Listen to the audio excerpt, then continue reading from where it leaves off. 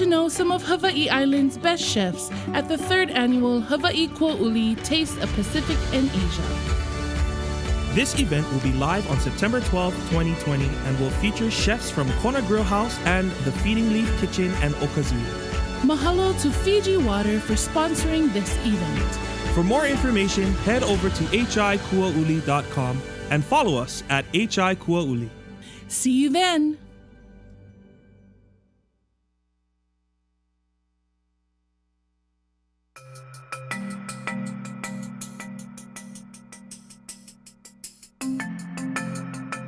In this season of survival, our hearts are stirred for more.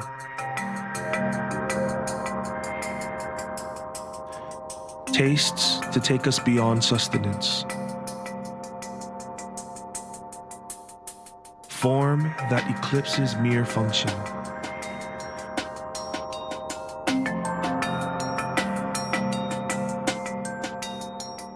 Foods elevated to become cuisine. Clothing rising to embody fashion. In the pursuit of these arts, our people of the Pacific and Asia distance themselves from Spartan existence to taste or see some facet of paradise.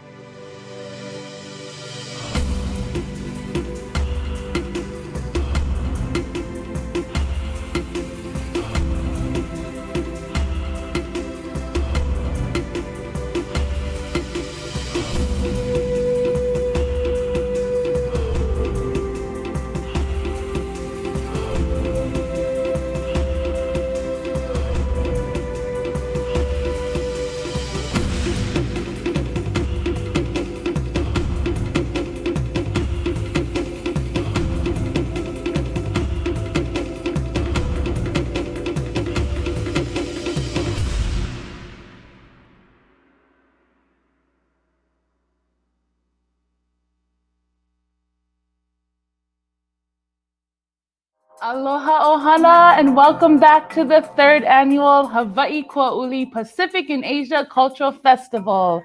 I'm your host, Victoria Mikaele. And I'm your co-host, Noni Slade. I hope you're ready for day 2 because it's packed with even more excitement and creativity. Let us know in the chat where you're tuning in from and what you're most excited to see today. Yesterday was our opening ceremony. We began the ceremony with a powerful Hawaiian protocol and presentations from Samoa, Korea, Tonga, and Aotearoa. Yes.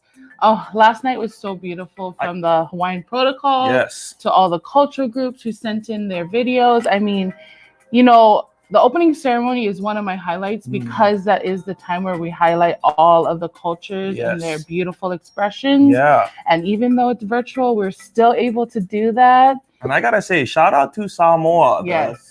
Samoan culture, that was so much fun. Those boys, they're I hilarious. was cracking up. Good job. That was a lot of fun. That was one of my favorites too. So yes. And then we had Korea, a beautiful, beautiful fan dance and all their celebration dances. I love the sound of their drums. Such bright, vibrant colors. And it was really cool this year because we got to see their kids. Yes. Last year they didn't get to bring kids with them, but this year they got to highlight them. So that was really sweet. It was awesome. Yeah. We hope you all enjoyed the opening ceremony and you're ready for what we have today. Yeah, and I also like the Korean section and then also into the Tongan section. Oh, and yeah. Aotearoa. So it was all awesome. perfect. I'm still in awe of our opening ceremony and just seeing each culture displayed with such honor and dignity. Yeah. Well, today we have a wearable arts fashion show, Taste of Pacific and Asia, a hula Hō'ike, and a Samoan presentation. Choo! So make sure to stay tuned. You don't want to miss any of these events. Hey, but before we start our program, we want to go ahead and do a giveaway. Yes. So today, we're giving away these beautiful pack of earrings by Woven Sky and a gorgeous pareo from Wahine Toa Designs. Ooh, these are beautiful prizes. Yeah. Okay, how you win this is you be the first person to answer this question in the chat correctly, and you can win these items.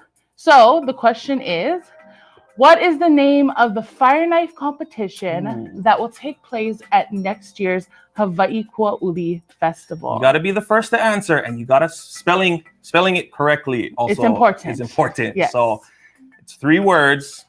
You got to make sure you spell them right. Away. No, I'm not. I'm not giving the actual words away. Okay, we promise we'll tell you the answers this time. And be sure to check out our virtual marketplace. You can see a lot of other items from a lot of our vendors here in Hawaii Island in our virtual marketplace. Yes. So we're just going to take a look. Let's see.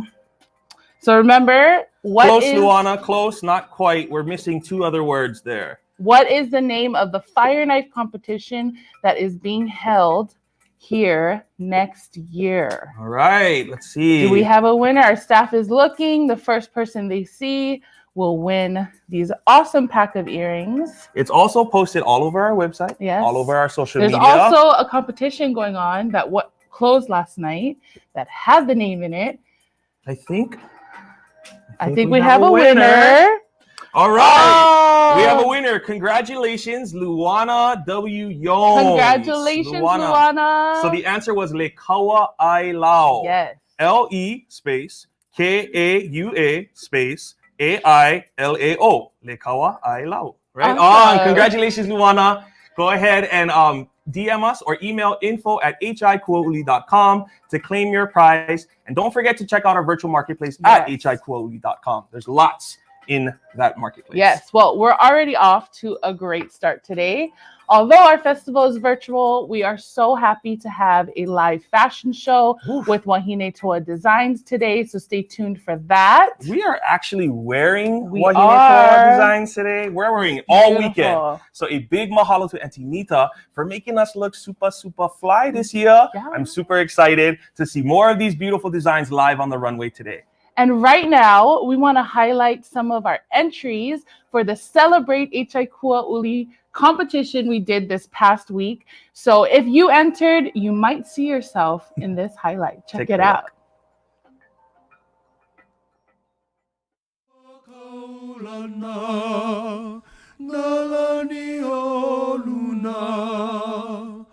Hawai'i Kuauli.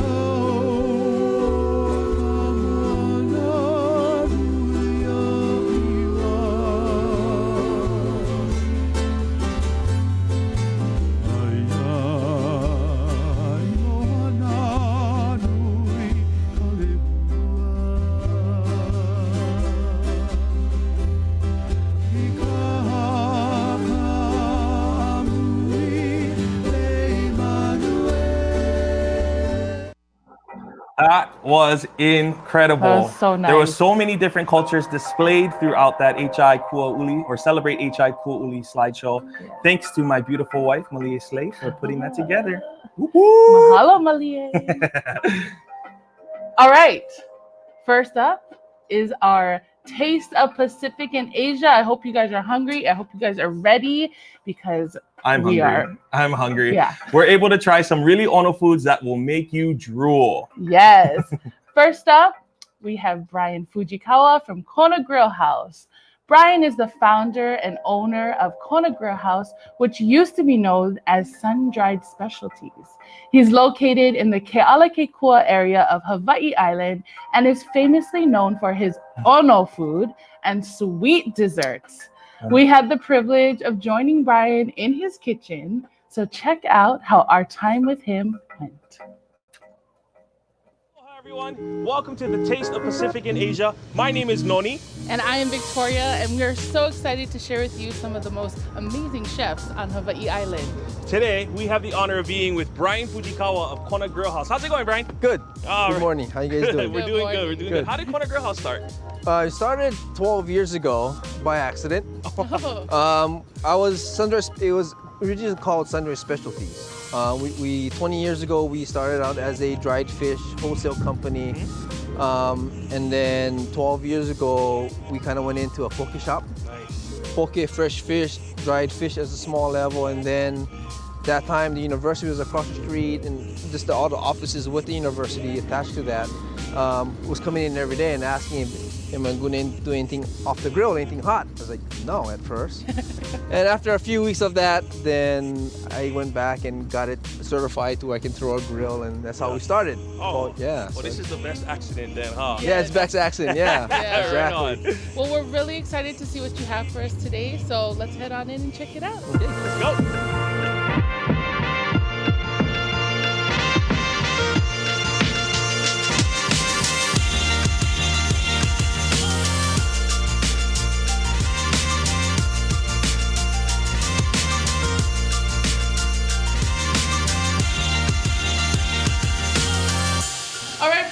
So what are you cooking for us today? So this morning we'll be doing some grilled lamb chops. Nice. So we're gonna season with some different herbs and garlics and some, then we'll top it off with some fresh basils. Then we're gonna grill it, and then I'm gonna top it off with a sherry wine reduction sauce. That sounds amazing. delicious. Now, a lot of people say that lamb is not the easiest meat to cook. Do you have any secrets of how you can prepare lamb meat to be super ono? For me, the way I cook is the way I eat.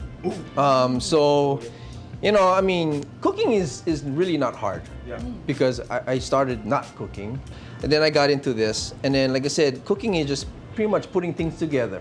Nice. And once you put it together, even if it doesn't come out the way you really wanted, your customers or your guests don't know, right? I mean, kind of like. Good secret right there. Yeah, exactly. So the thing is, if you miss an ingredient or something, and it's like, oh, that's okay. Yeah. But as long as it tastes good, Yeah. that's the main thing. And the seasoning is the key to anything. Yes. There's a lot of places that you go, or sometimes you go and you eat a nice piece of meat, a perfect looking piece of meat, and there's no seasoning. So for me, it's always I love my garlic. Yes. So Garlic. kind of go along with garlic. No. So seasoning is really good. Nice. That's Well, we're excited to see you kind of get your groove on. So start with some little, douse it with some little olive oil. Kind of coat the lamb with some oil. Kind of helps keep the lamb nice and moist. Then we add some garlic in there. Yes. As you know, I love my garlic, so we just kind of heavily. And we just kind of massage it all in there. A little black pepper. Nice. So what would you say is your most popular dish at the restaurant? Like, what is the number one thing that people order? Here is mostly the lobster crab cake and the grilled fish, the combination. That's pretty much the hottest seller out of here. Of course, the lobster crab cake by itself, or we can put it with poke and Nice. something like a little poke bowl, little salt. You don't have to really see, salt wise, you don't have to really season because of, as long as it's got little flavor in there, and then because of the sauce that we're gonna put on top has salt in it too, so it's gonna help it out It there. already looks delicious. It's not even cooked. What keeps you passionate about cooking? For me, it's it's just I love creating things. Yeah. It's just and able to share with the different, just sharing with people. Yeah. It's a work of art. That's great.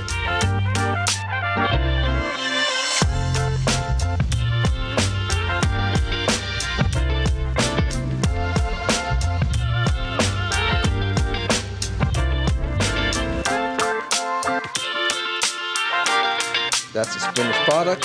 Let it marinate for a little bit. What leaves are these? Are you? Those are basils. Those are the basil leaves. Yeah. They're good. Do you get your all your products? Are they from the Big Island or? Most of them is from the Big Island. I try to source out most of the ingredients and like I have local fishermen that catch fish for me. So everything fish-wise, everything's local here. Nice. The only thing that we don't have that's a local which is a salmon. That's of course flown in. But other than that, all my fish and everything else is pretty much local. Beef, I try to bring in local as much as possible. Yeah. But like lamb is not from here. Yeah. That's a bring from Australia. I mean, New Zealand actually. But we try to, I try to use as much, keep the sustainability here on the island, you know, so can keep everybody going. That's awesome. So yeah. The ingredients are smelling really fresh. It smells super delicious, and we're excited to see what we got next. So what are we gonna be doing now? Now we're gonna do the sherry wine reduction sauce for the lamb. So we're gonna start off with my favorite, butter and garlic. You just have all my favorites, you know, like garlic, butter. Kind of melt put the butter. Oh, and garlic. And the garlic in the garlic. So you just kind of, you know, let it go, let it melt as it goes. And while that is melting, You can smell the garlic already. add a little bit of oregano in there, Okay. a little bit of thyme,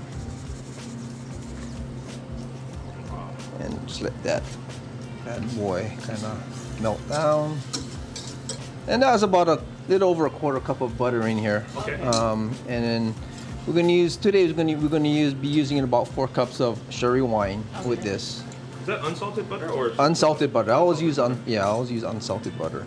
Yeah. Oh my goodness, that smells incredible already. And is this something that you have on your menu? This is the one I kind of like do like on a special. Okay. You know, we do it because every day I run certain type of specials. Yes. Like today, today is Friday, so every Friday I do like a smoked prime rib with a red wine rosemary sauce with that You one. get all the goods then. So, and What then is something that you would order? Like if you were to come through your doors, what would you order? Like what's your favorite on the menu? my favorite, you know, I love beef. Yeah. Right, so we'll be at a prime rib. So I'll be here every Friday if I always come in, you know. So okay. So now once we get that all buttered down, kind of cooking, we get Butter is melted. And what is this? The wine? the sherry wine right here. Wine. Now this is a question for my kids because my kids will always ask, "You can get drunk when you use the sherry wine sauce?" You can try. You can try. Okay, we'll tell my kids that then. And you It can has this smell. light, You crisp. can smell all the herbs that you put in there. And then we're gonna add a little bit of the a beef base in here. Beef paste. Beef base. So this is the one that has Oh, the bean paste? beef. Oh, beef. Beef base, yeah. So this is the one that has the salt in it. That's why we use unsalted butter and things like that. If not, it gets really salty. So yeah. Wow. You make it look so easy and simple to cook. You know, it's supposed to be because I'm very simple. My cooking is really actually technically very simple. Yeah. I mean, you know, so as you can This smell, I can live in Yep. this sauce. It smells so good. Yep. Does it thicken on its own, or is it like supposed to be more liquidy? this What's will be the more texture? liquidy. Good. This will be here will be more liquidy, and so you just kind of let it simmer, let it go. So it'll simmer about 15 minutes. Okay. So in the meanwhile, once we get it simmered, why don't we go out there and put the lamb chops on the grill, Yes. Good. and then we'll come back in and I'll top it off with some sweet potatoes, and then we'll top it with the sauce, and Let 'em yeah, switch on. Good. there we go. Perfect.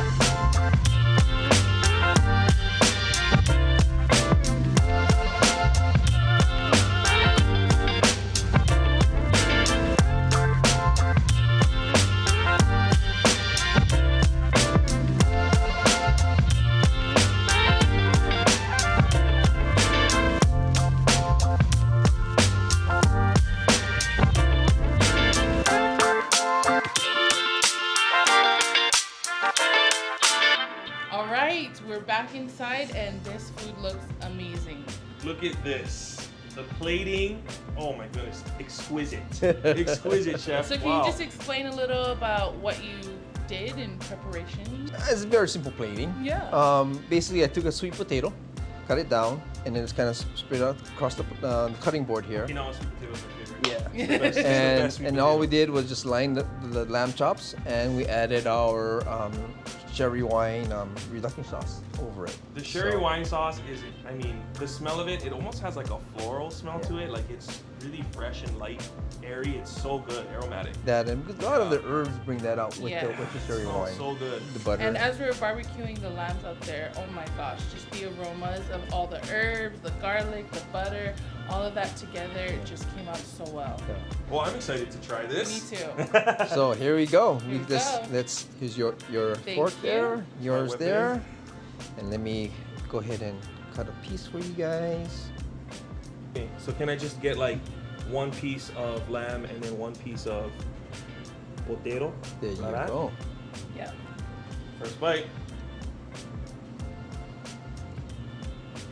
It's so soft and tender, like it melts in your mouth. So good. Especially with the sweet potato, it kind of adds like a nice hint of sweetness to kind of curb the savory flavor of the lamb and all the sauces. So good, delicious. Wow. Okay, I'm getting the end because that's my favorite piece. Here we go. Oh my gosh, you're right. It's so tender, so juicy. That sherry reduction just adds such a nice taste to it. So delicious. And the sweet potato, perfect pairing. Perfect. Thank you. I kind of like it too because the sweet potato is a little chilled. Yeah. And it kind of has, it's so good when it's with the hot lamb. Yeah. Perfect. That just brings everything out. I think Can I have another piece? I need another piece. I'm staring at it and I can't. Why help not? myself. Why not? One more. And didn't you say that you really don't care for lamb? Who said that? Huh? How did you hear that? That was a secret we weren't going to tell you. Oh yeah? Yeah. Wow. But I think I'm a believer now. Yeah. Wow, this is so good. Especially with the basil. The basil is super fresh.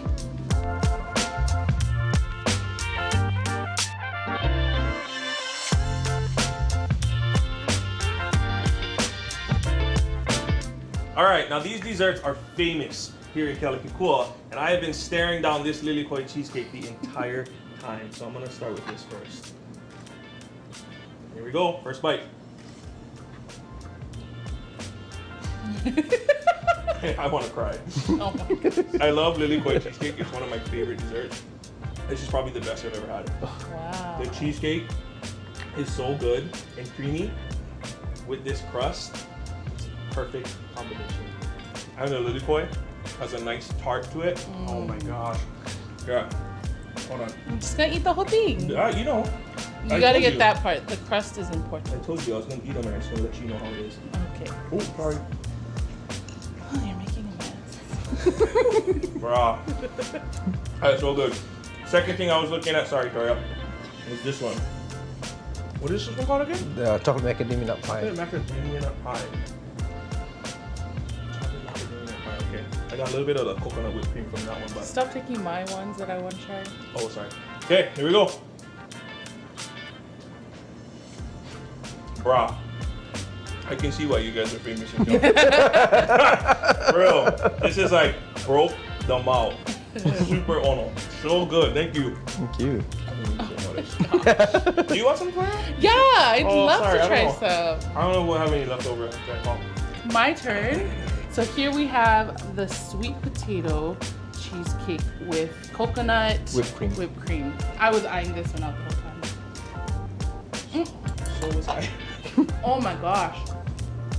That coconut and the sweet potato and the crust. Okay. Oh my gosh, I think this is my favorite. Everything just melted in your mouth. Like, Yeah, it's perfect. the texture is like air. I love how So must get no more calories if it's only air, yeah. No I calories. love how you're just No taking my calories. segment. I'm sorry, it's not so good. In that case, let me try the lilikoi cheesecake. Wow. Good, yeah. It's the best cheesecake I've ever had. Best cheesecake. It's light, it's not too heavy, the cheesecake. I really, really like that. Wow, I am stuffed. That was Good. amazing. That was It's super so ono. delicious. Mahalo, chef. Thank Oh, you you're for very having welcome. us, You're very having welcome. us in your kitchen and letting us try some of your delicious food and desserts too. Yes.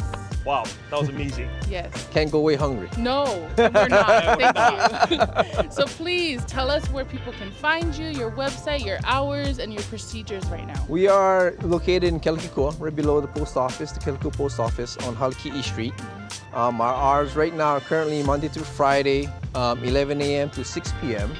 And Saturdays we're open 11 to 5 p.m. Nice. Right now we're strictly doing takeouts because all this going on nowadays. So we strictly takeout, call in your orders, come pick up, we'll bring it out to your car, everything.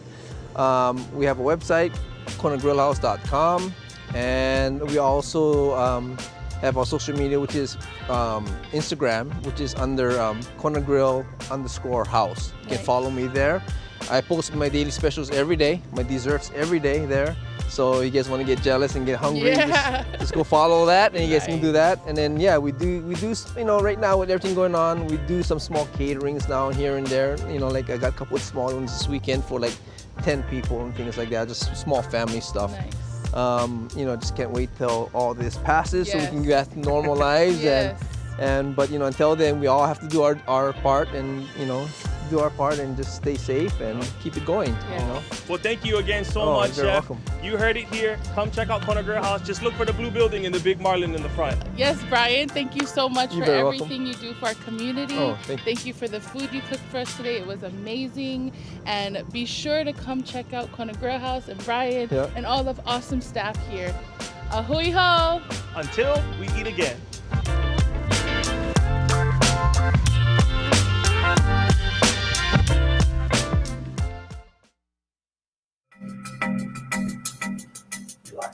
We had such a good time with Brian. He's such a good guy. So be sure to check him out if you're ever on the Big Island. Well, we have a little surprise for you. We obviously changed scenery here. Yes.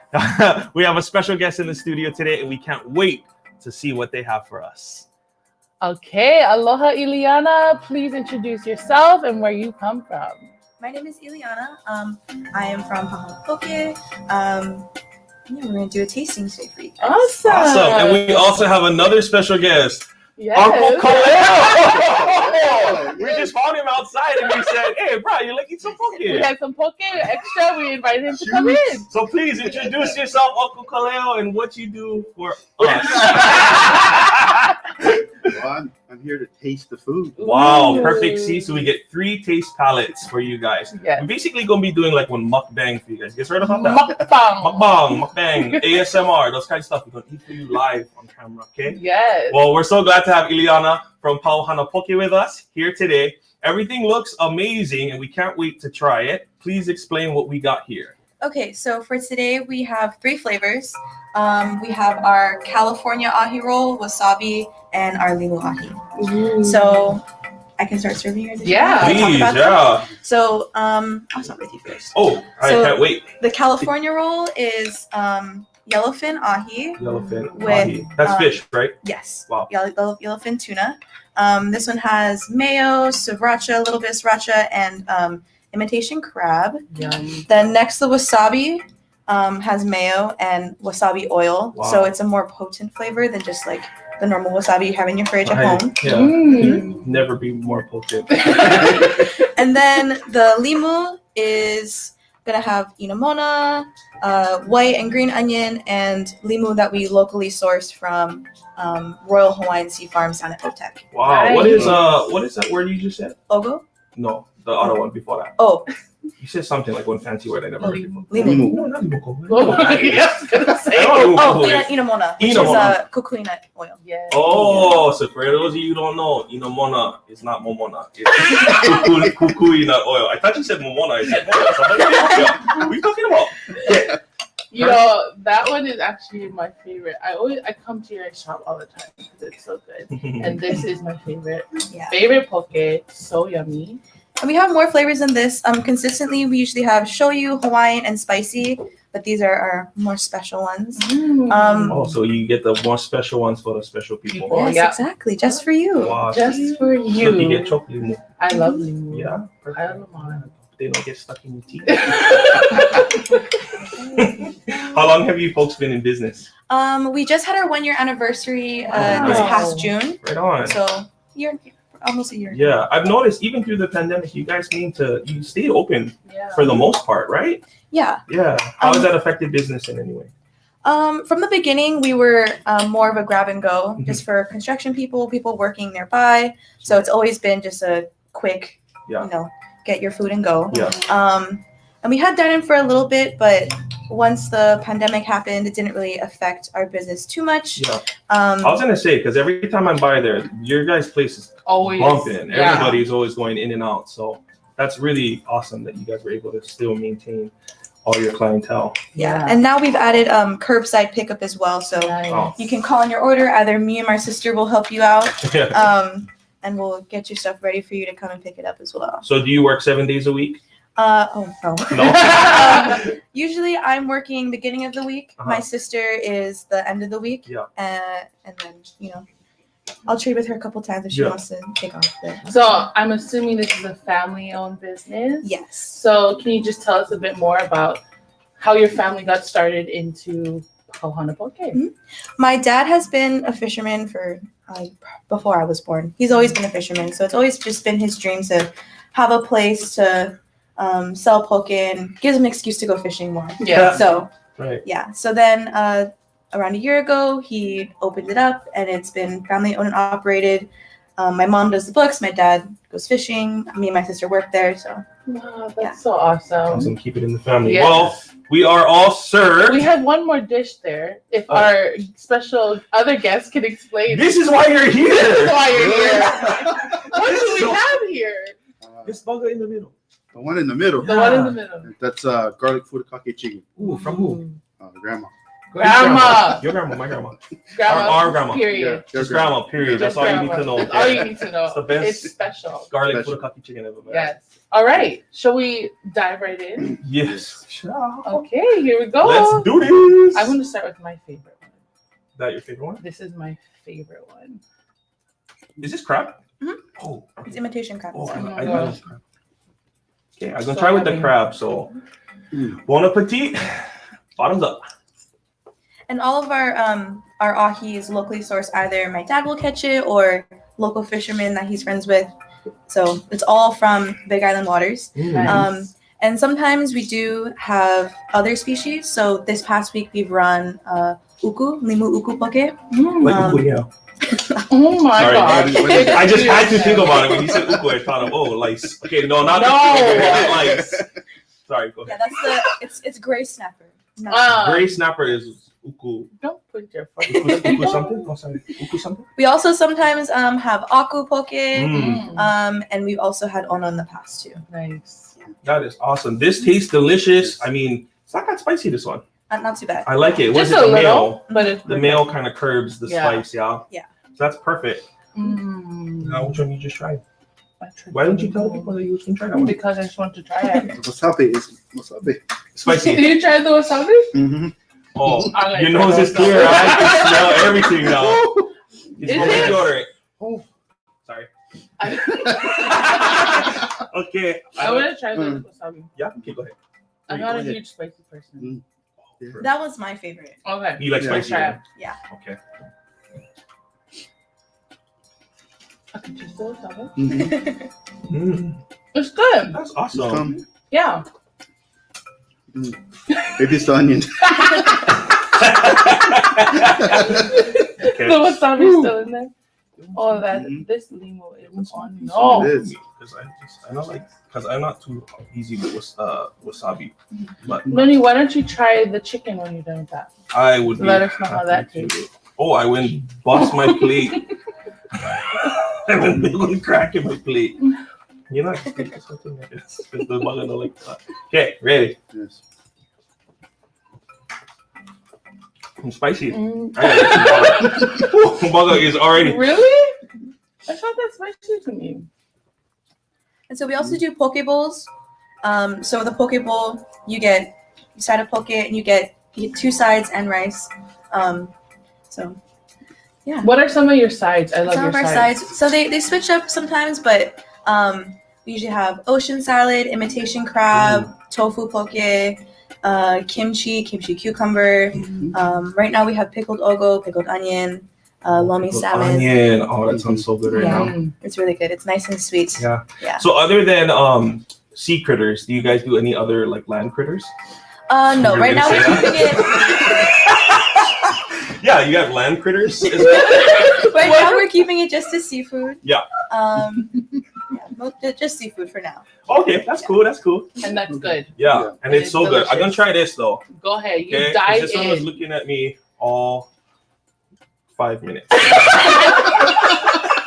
All 5 minutes you're all sitting 5 here. minutes that we've been sitting here. Okay, let's try this mama.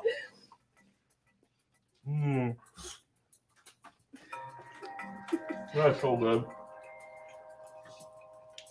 The sauce is so I don't have much other description for it, but it's just so good. Everything here is absolutely amazing. So, Uncle Kaleo, what is your favorite poke so far that you've tried? California. Right? Yes. Me too. Oh, that is my Me favorite too. As a consistent Has favorite. nice Yeah. spice and good flavor. Not too hot. Too spicy. Yeah, it's not too spicy. Not too sweet. So I like it. Not too Yes. I mean, when I do go in, I do also like the soy poke that they have. Yeah. So really nice. And what's your favorite dish that you guys serve? Mine would probably be either wasabi or I like the Hawaiian. You know, it's nice and simple. Yes. Just, few ingredients, and then it doesn't get overpowered. Is the Hawaiian here? No. No. It's not. Explain what's in the Hawaiian. So in the Hawaiian, it's similar to the limu. You have inamona, white onion, green onion, a little bit of Hawaiian sea salt, and that's it. That's so good. I love this. Yeah. So, when you eat poke, I love to eat poi with it. Do you guys ever have poi in the shop? We did before. We're trying to still figure out, suppliers, trying to figure out who we can get from. So right now we don't have poi, but we do have lots of desserts. We have kulolo right now, Hawai'i kulolo. We also have shakarbrata snacks, which is mochi, stuffed mochi, ube rice pudding, sometimes parfaits. They're really good. They deliver to us 3 times a week, and usually the day they deliver, it's all gone. I bet. So that sounds amazing. Do you have any other people you guys partner with and sell their items in your shop? Aside from shakarbratas, we just recently started doing pocho pops. Ooh, So pops. they have lots of different flavors. I think we have like strawberry himoi, Malona, lots of other ones I can't remember right now. Nice. So What's poche pops? Yeah. pocho pops, they're just they're kind of like otter pops, but bigger, a little bigger. Like a popsicle. Yeah. Yeah. But like a thick pop. Yeah, nice thick popsicle. To cool you down from the wasabi, Oh, right? yeah. Oh, yeah. Like some chicken. Yes, I do. Let me grab one with my fingers. Yes, go ahead. Cherry. I never want to lick my fingers though. But maybe everybody saw me lick my fingers. Don't worry. Yeah, don't worry. You guys like chicken too? Oh, okay. You can pick This them is up. This is my favorite part. Oh, the skin. The skin. It's Look, you hear the crunch. In the microphone, you hear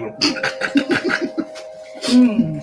And so we're located right next to Island Breeze. Yes. I think we're at the next door. Mhm. So it's going to be Colloco Industrial, the top road on your way to Costco. Yeah. Just look for the big Can't flags. miss it. Okay, yeah. Pawhana Poke.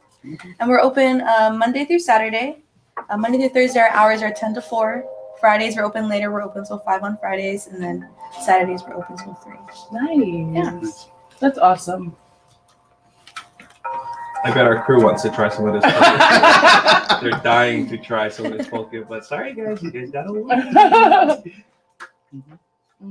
This is so good. See all these comments. Yeah. Hey, I thought this was about the poke. Everyone is eating chicken. Auntie Maima. You know, Auntie Maima, this chicken is good too. Okay? Wait. Someone said, "Can I order a plate to San Diego? Do you ship?" Not that far. Sorry, Sam. Sorry, Sam. Sorry, Sam. There's Sorry your about answer. You gotta come home for that. Oh, wow. Oh, wow. Look at everybody commenting. Everything looks delicious. It is.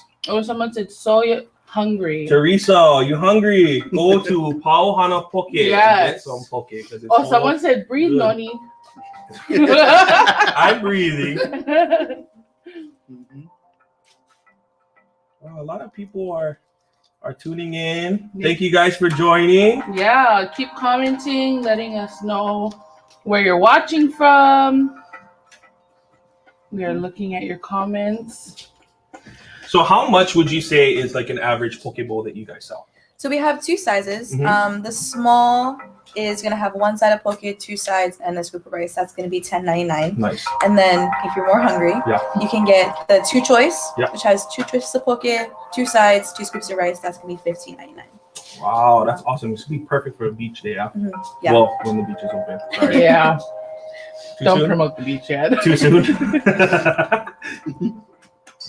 Definitely, Teresa. Oh yeah, so Teresa's gonna come check you guys out. She said. That's good. Okay, so we're gonna look for Teresa. Say, hi, my name is Teresa. I will comment. And then we'll say, oh yeah, same price. Sorry.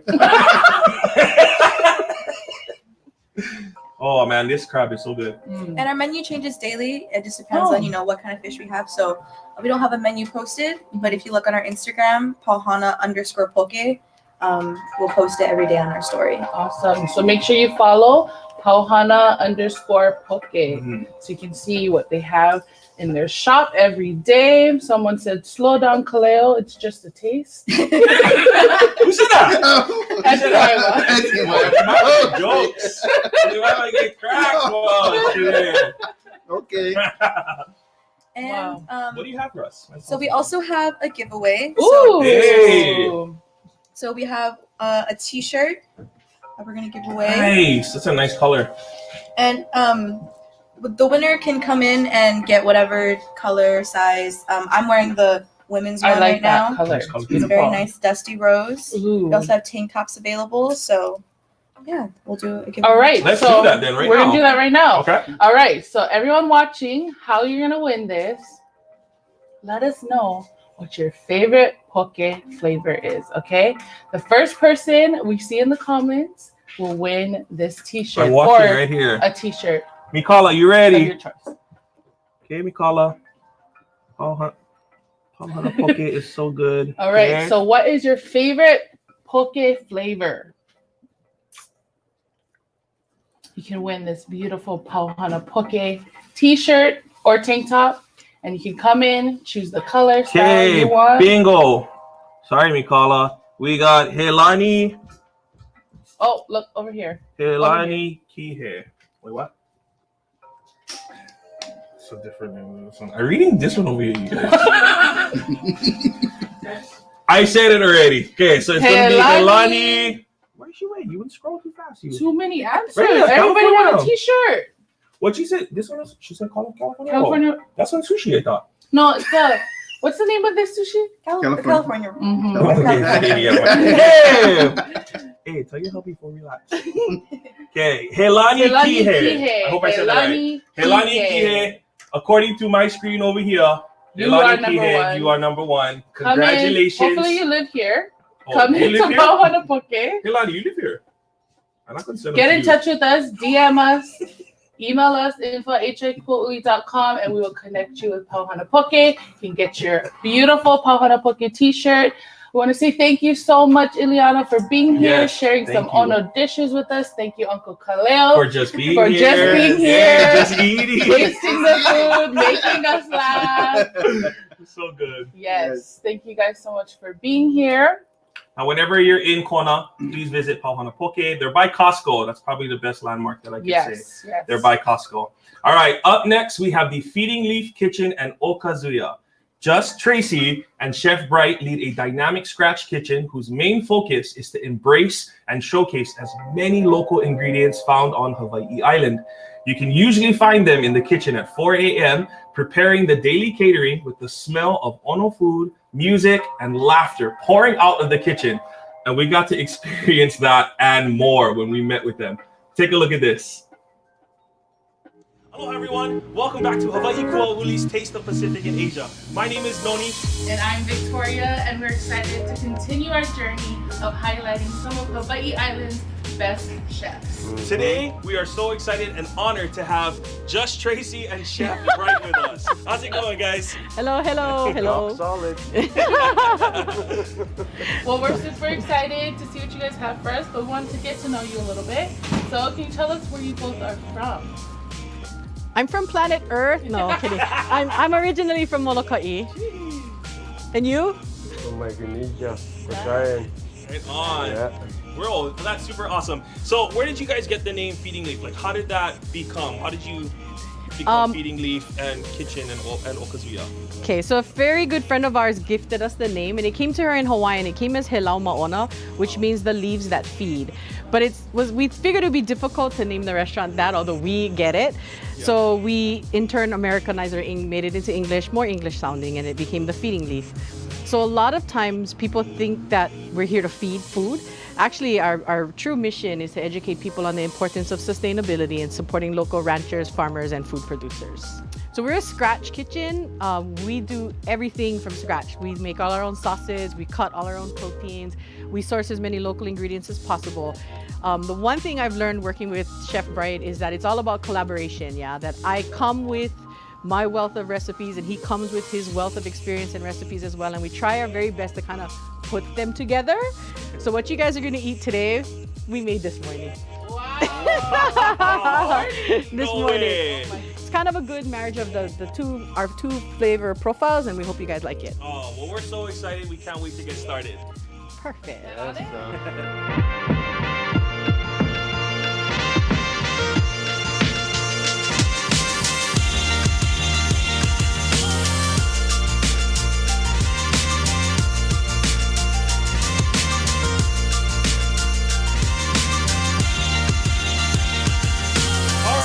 This already looks amazing. What are we gonna be making today, Tracy? Today we are going to do a sangria braised pork belly with steamed kalo. It's gonna be in a bao, because I heard people here like bao buns. Yes. And it's gonna be topped with a spicy lime hoisin sauce and then some fresh microgreens. The little kid in me is already being so excited. Because you want vegetables, yes? Yeah, sure. That sounds good. Awesome. These ingredients look amazing. Can you tell us what you guys are using today? Yes, we actually try to use as many local ingredients as possible. So we're using some local pork belly, the herbs and the microgreens come from a local farm here from Kipu'upu'u Farms. And then we're using, this is choya, not local, but it makes you feel local because it's alcohol. With the ume, we're using some red sangria wine and then some beef stock. As a business, we do try to support as many local businesses as possible, farmers, ranchers, and local food producers. That is so awesome. Right on. Well, let's get started. Let's see how we got Okay, cool. So this is Chef Bright. He's gonna do all the cooking. I just do all the talking. That's how this friendship works. That's why it's amazing. That's how me and Toria work. Right?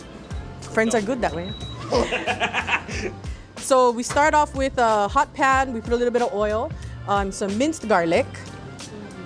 Always gotta start off with garlic. You have to. I kind of like that smell of that right when it starts to cook. Yeah? You hear that? Yeah, you know it's good when you hear that sizzle, yes? Sizzle.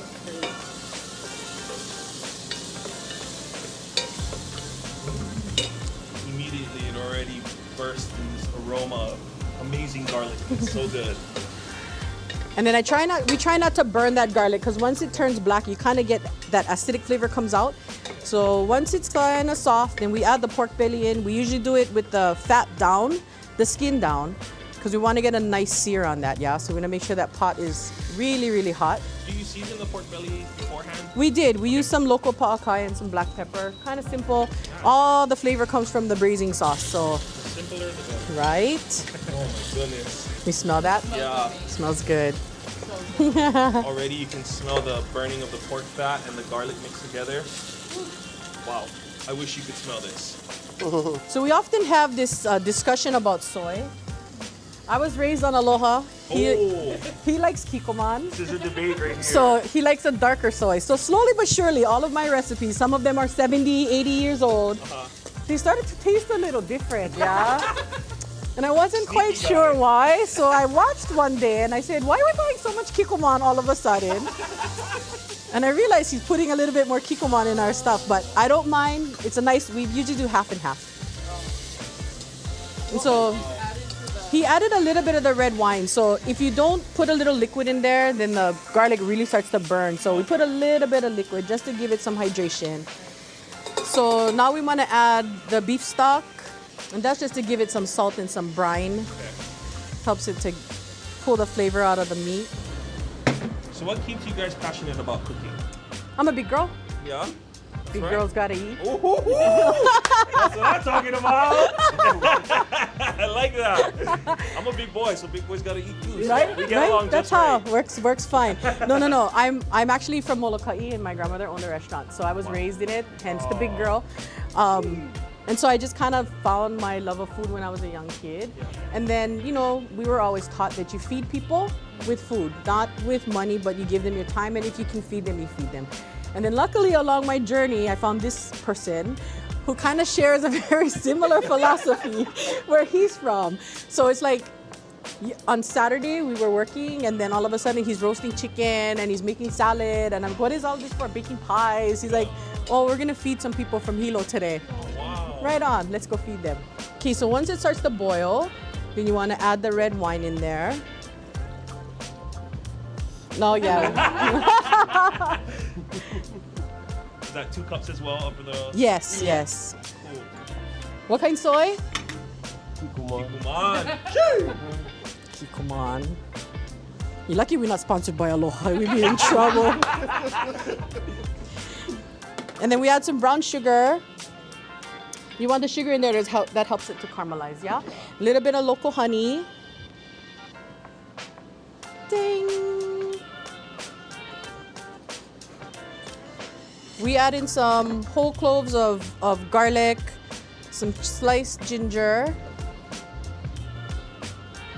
And then for the herbs, you can use any kind of herbs, but we like to use rosemary, the bottoms of the green onion. We use it all the way down to the stalk. And then that's some thyme.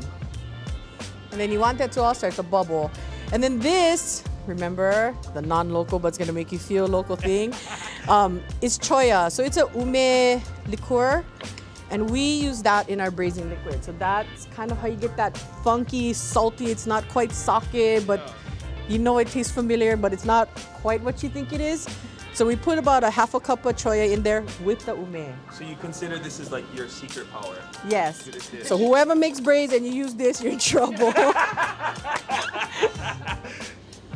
So you can go ahead and add that in.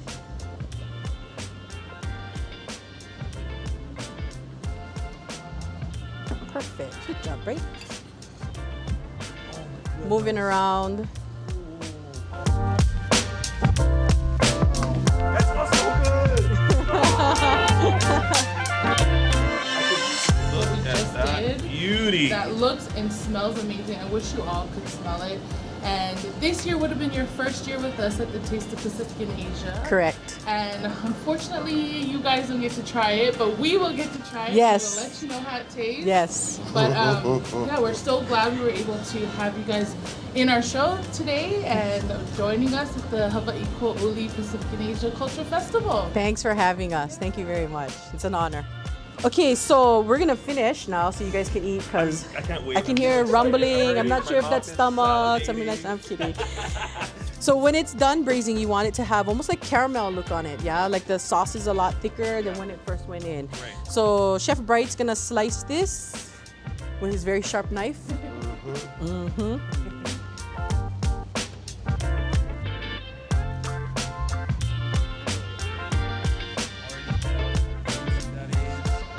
You're cutting that like it's a violin, yeah? Like you're playing the violin strings. I'm impressed.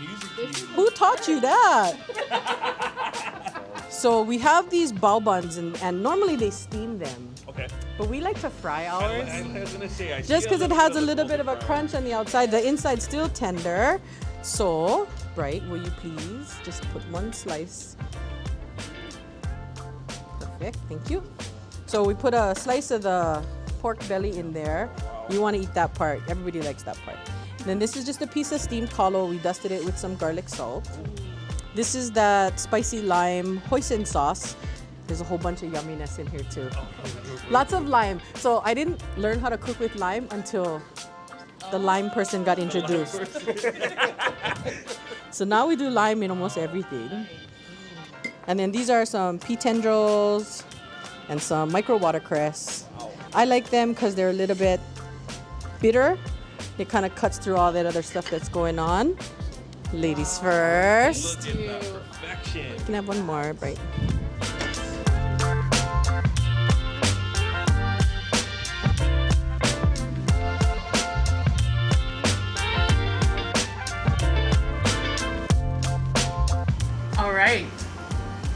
the time to taste this beautiful creation. Here we go.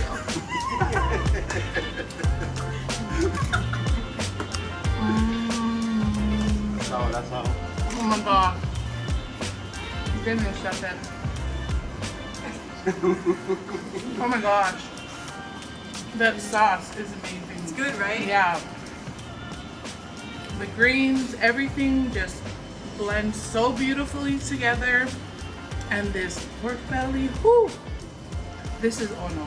This is delicious. All right, here we go. I'm gonna take the side with the fat first. That side. Wow. Wow, wow, wow. Hold on. I need to enjoy. Told you needed a second, right? So good. That sauce, it instantly kicks. It instantly kicks. Oh, there's a fat. The fat will help. The taro. The sauce instantly, it like penetrates your taste buds so quickly. You can taste that. Then the juiciness of the pork, oh my goodness. It just melts in your mouth.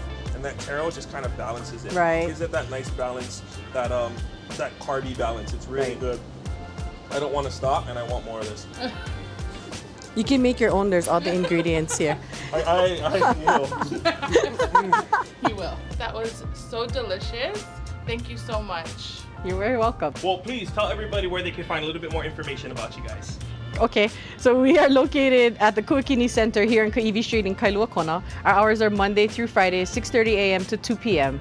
And you can find us on all social media profiles like Facebook and Instagram under The Feeding Leaf. And our website is thefeedingleaf.com. Great.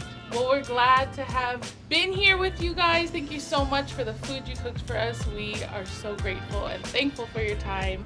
Thank you all for joining us. Ahui ho. Until we eat again. Right.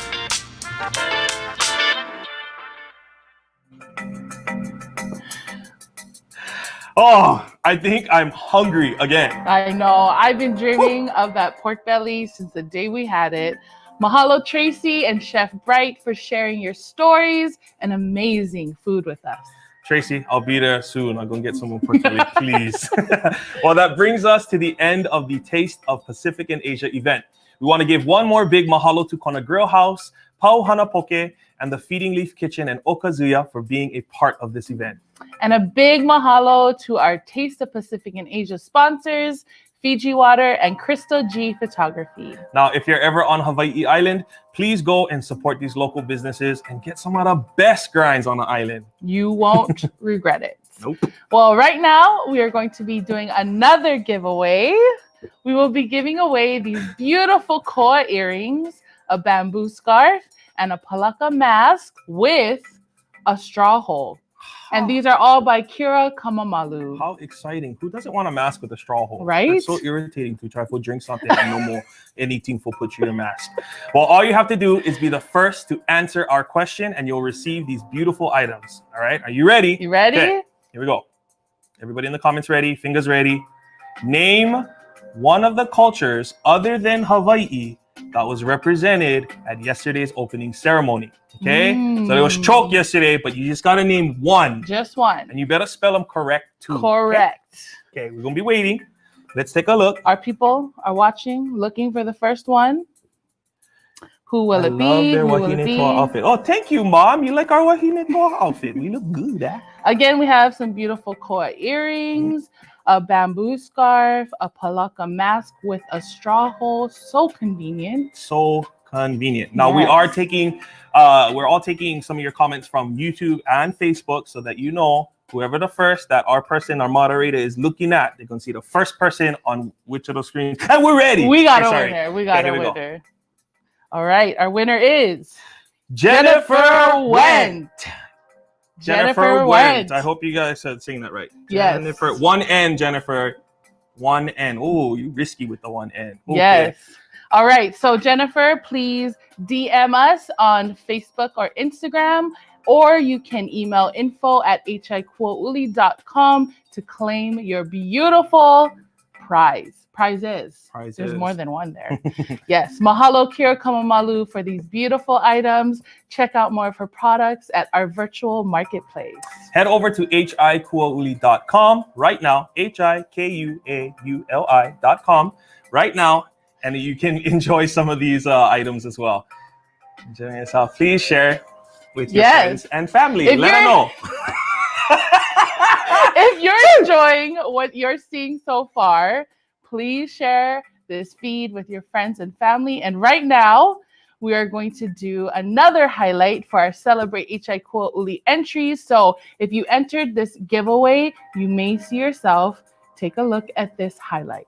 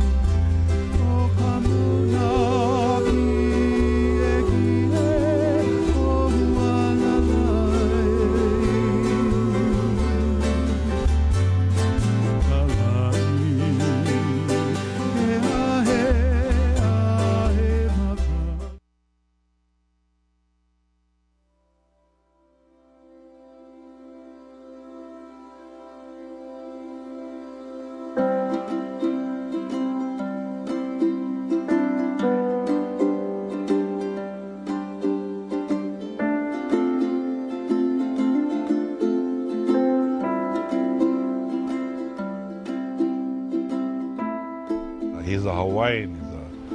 It's the most important thing. He's a pure Hawaiian, and if you're a Hawaiian, you're gonna have some kind of love because you're a Hawaiian, you know. During the waning years of the Hawaiian monarchy, Duke Kahanamoku was born into two prominent Hawaiian families, the Kahanamokus and the Pauas. After completing elementary school, Duke entered the Kamehameha Industrial School for Boys, but dropped out before graduating. While academics were not his strong suit, he soon began to distinguish himself in a sport he would one day revolutionize.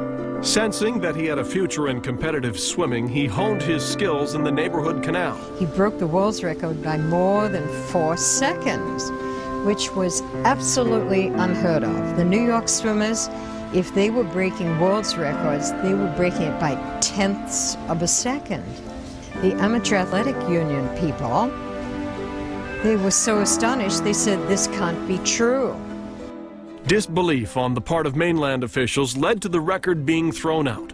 But the people of Hawaii knew they had an Olympic champion. They rallied behind their great Hawaiian hope and raised funds to send him to the 1912 Olympic Games. He swam in a succession of races, and he did extremely well. So he was able to show his stuff, and he was able to win the national championship. Once in Stockholm for the Olympics, he set a world record for the 100-meter freestyle in a preliminary heat. And on July 6, 1912, he won the gold medal in that event. From that moment on, Duke and Hawaii would never be the same. In 1914, Duke traveled to Australia for a swimming demonstration. And on that trip, he introduced the world to a sport virtually unknown outside of Hawaii. But what Australians remember him most for was his showing them how to surf. And Duke had a way of doing it where he was always standing like a statue. You know, he was always straight up, even when he turned.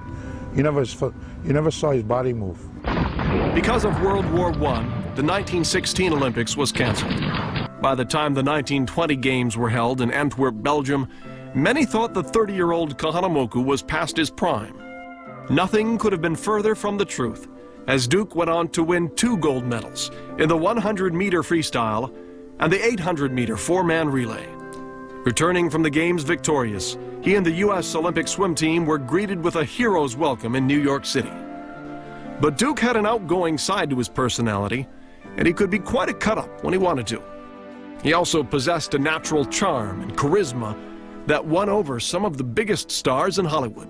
But no Hollywood script could compare to the real-life drama that occurred in June of 1925, when passengers on the SS Thelma were tossed into the pounding surf of Corona del Mar, California, where Duke happened to be surfing.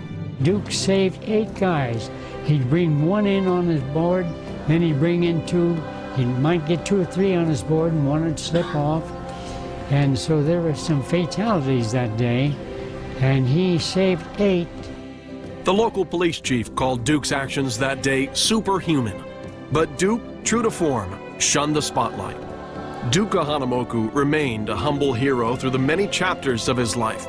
As sheriff of Honolulu, official ambassador of aloha to the newest state in the Union, and father of Hawaii's most important contribution to the world of sports, surfing. More than 4 decades after his passing, he remains a shining example of what Hawaii has to offer the rest of the world.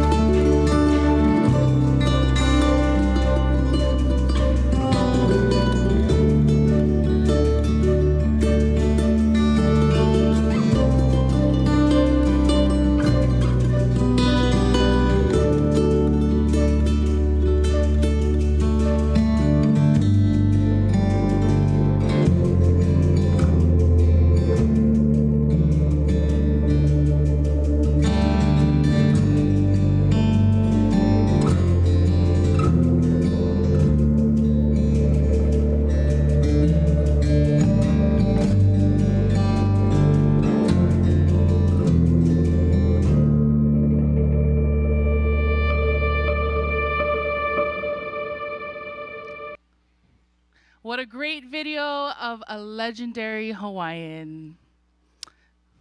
Now we're going to go ahead. This is our 3rd annual Wearable Arts Fashion Show. And even through a pandemic, we are still able to bring 3 incredible designers to your screen. Yes, let us first take you to the islands of Fiji, where we have Temasia.co. Temasia is a young Fijian who is a standout social media influencer, and he has a lot of creativity and style that he has brought to the fashion world. And so we want to thank Temasia for being part of our festival for the first time. Temasia focuses on men's lifestyle, fashion, and travel, advocating for cultures and traditions internationally and making a mark globally with Fijian fashion.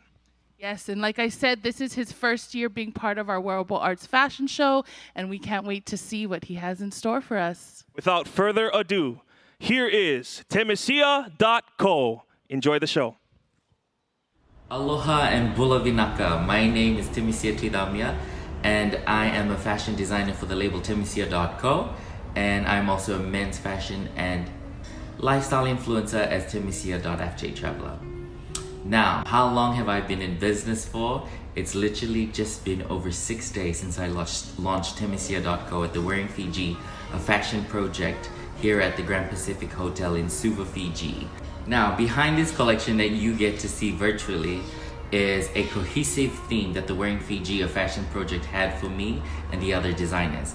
This year, the Wearing Fiji had a theme which was the kukula, which is a parrot, a bird, and I also wanted to integrate a few beautiful patterns that represent Fiji and the rest of the Pacific. Wow, what do I think sets me apart from other designers? I think one thing that's really obvious is that as an influencer, I try to collaborate with other designers, but now since I've launched my first ever collection and my label Timisia.co, one thing that I've had to really keep in mind is that I love ready-to-wear clothing. And so just like this shirt that was in the collection, I have a pair of jeans, denims, that are complementing this piece, which I think is the part that sets me apart from other designers here in Fiji, is that my pieces are very ready to wear and are easy to match with other pieces of clothing that you'd like to wear on a daily basis. And also another thing is that I just love wearing bold suits, so that probably sets me apart too, is I just love beautiful suits. What keeps you passionate about fashion? What keeps you passionate about fashion is knowing that fashion is literally a part of your life. It plays a major role 24/7. Whether you like it or not, it plays a major role. You know, there's a saying that says you shouldn't judge a book by its cover, but in this fast-paced world, the cover is just as important as the inside. And so that's one thing I always keep in mind, that if I don't get a chance to represent myself through the words that I'd like to share about myself and about who I'm representing, my clothing gets to do that. And that's what keeps me passionate. And I just love fashion. It's another way of expressing who I am through clothes. What advice do I have for like upcoming designers? You know, it took me 4 years. It could have taken me longer or less, but the thing is, it took me 4 years to find my patterns, to find what I like before I could introduce it to the market. And one thing I must say is an advice from the experience I've had is that you need to know yourself as a designer. Who are you? Who are you representing when you're designing clothes? And that's one thing I've always valued. And since the launch of my collection and my brand, the clothes have literally sold out.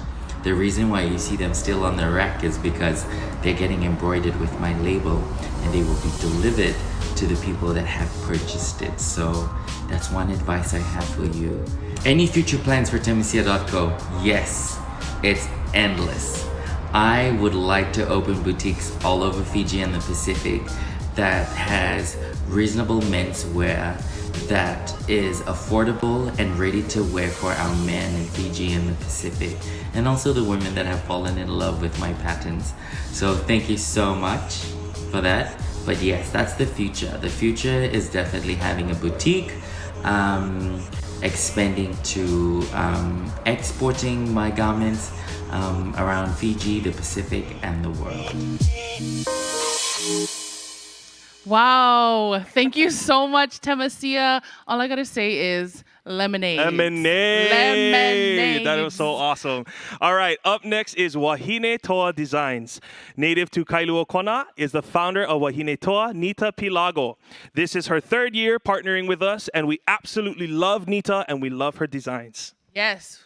Wahine Toa designs are printed with original art drawn by Nita herself, her husband Angel, and their 2 sons, Kaleo and Che. No ake, so we're using one teleprompter. Hawaii is the inspiration for all of her designs. From the mountains to the oceans, from the windward to the leeward side, and everything in between is what inspires Nita for her designs. Yes, Nita's goal is to provide clothes that will enhance the beauty within and make you happy and feel good about yourself. And I must say, we feel really good in our Wahine Toa designs. We feel so good. We are so fortunate to have a live runway show featuring Wahine Toa designs. Are you ready? I'm ready. Models, What? strut yo stuff. Work.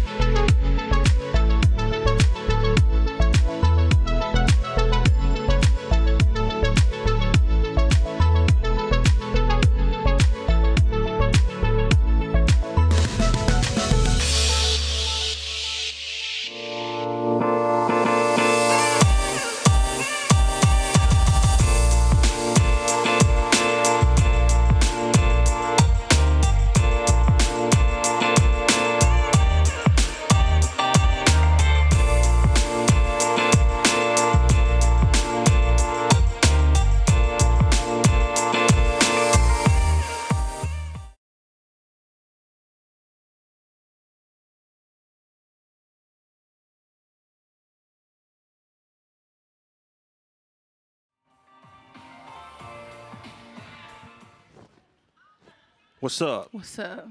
Yeah. Mahalo, Auntie Nita, and Mahalo, Wahine Auntie Toa Nita. Designs. That was so beautiful, but I expect nothing less. Absolutely. I got to say, whatever Mana was wearing, that long, kind of elegant gown. Yes, girl. Sashay away. Away. That was amazing. All of her designs are available on our virtual marketplace, which you can check out right now, HIKuauli.com. All right, it's time for our final designer to grace your screen. Founder of Laitahikoa Hawaii Designs is another native to Kailua Kona, but born in Samoa, Siona Fruen. Kumu Ola is a collaboration featuring his niece, Oriana Brown. Both Siona and Oriana dazzled our runway last year as individual designers. But this year, they combined forces to bring Kumu Ola to life. Siona is a very talented and skillful artist who carries a passion for quality in music, creative arts, professional dancing. Both Siona and Oriana's attention to detail is impeccable, and their imagination is larger than life. And right now, we are privileged to have both Siona and Oriana join us right here live for an interview. So come on over. Welcome, Siona and Oriana. Thank you both so much for being here. Well, introduce yourselves again. Aloha, talofa lava. My name is Siona, and I am the creator for Laitahikoa and a designer. Aloha, my name is Oriana, and I am a designer with Laitahikoa, also the creative director for Kumu Ola. Awesome. Well, we're really excited to see what you guys have prepared for us. But first, we want to get to know you a little bit. So, how long has Laitahikoa been in business? We've been in business a little over a year now. So we're still designing, creating, and come up with something great for next year, hopefully. That's really, you can actually keep the mic for now. Yeah, because this next question is for you, my man. What is the meaning of Laitahikoa designs? Okay, well, the Laitahikoa name was actually birthed out in loving thoughts for my kids. And, you know, one of those things, you're going to leave a legacy and impartation for them. So this was out of the name, was birthed out of their names. So we have Laitahi, my youngest, and my oldest, Laitahila, and the middle child is Laukoa. So what do you put? You half of their name put together, smack them together, and you got Laitahikoa. So pretty catchy. That's very catchy and very beautiful, and such a beautiful story behind that name. And so what sets you apart from other designers? Wow, that, I think everybody have their own little niche. But the only thing that I think that really set us apart, right, Ari, is just utilizing what you have in your hands. So, in this case, we use recycling material and create gold. Nah, just kidding. And create something beautiful out of it, masterpiece. So, yeah. That is really great. I think we're all really looking forward to seeing Kumu Ola come to life on screen. But before we do, I just want to ask you, Oriana, what will you guys present? Tell us a little bit about Kumu Ola. So when we found out the festival will be going virtual, we actually thought... Be shy, step up. There you go. We actually thought, how are we going to get... We were focusing on 4 elements, so fire, wind, earth, and water. And we tried to figure out how can we get this in a form of a fashion show, but when we heard it's going virtual, we thought this is perfect. We can go to the elements and bring it to people in their living room. And the point behind this is even during this really tough time, we have this fire and this passion that burns within us, and it's still burning within each and every one of you behind the screen. But not only that, from fire comes water, and water represents like foundation and healing and restoration. And once you have a good foundation, you're able to grow things, which is where beauty of life begins to come out with earth. And then from there, once you have an actual product, you breathe life, the ha, into it, which is where the wind comes in. And so there's 4 elements we focus on, which is passion, you have restoration and healing, you have growth, and then you have life. So, yeah. Wow. Very deep. That's so beautiful. Well, let the story of Kumu Ola take you on a cinematic journey through the elements. Ladies and gentlemen, we present to you Kumu Ola!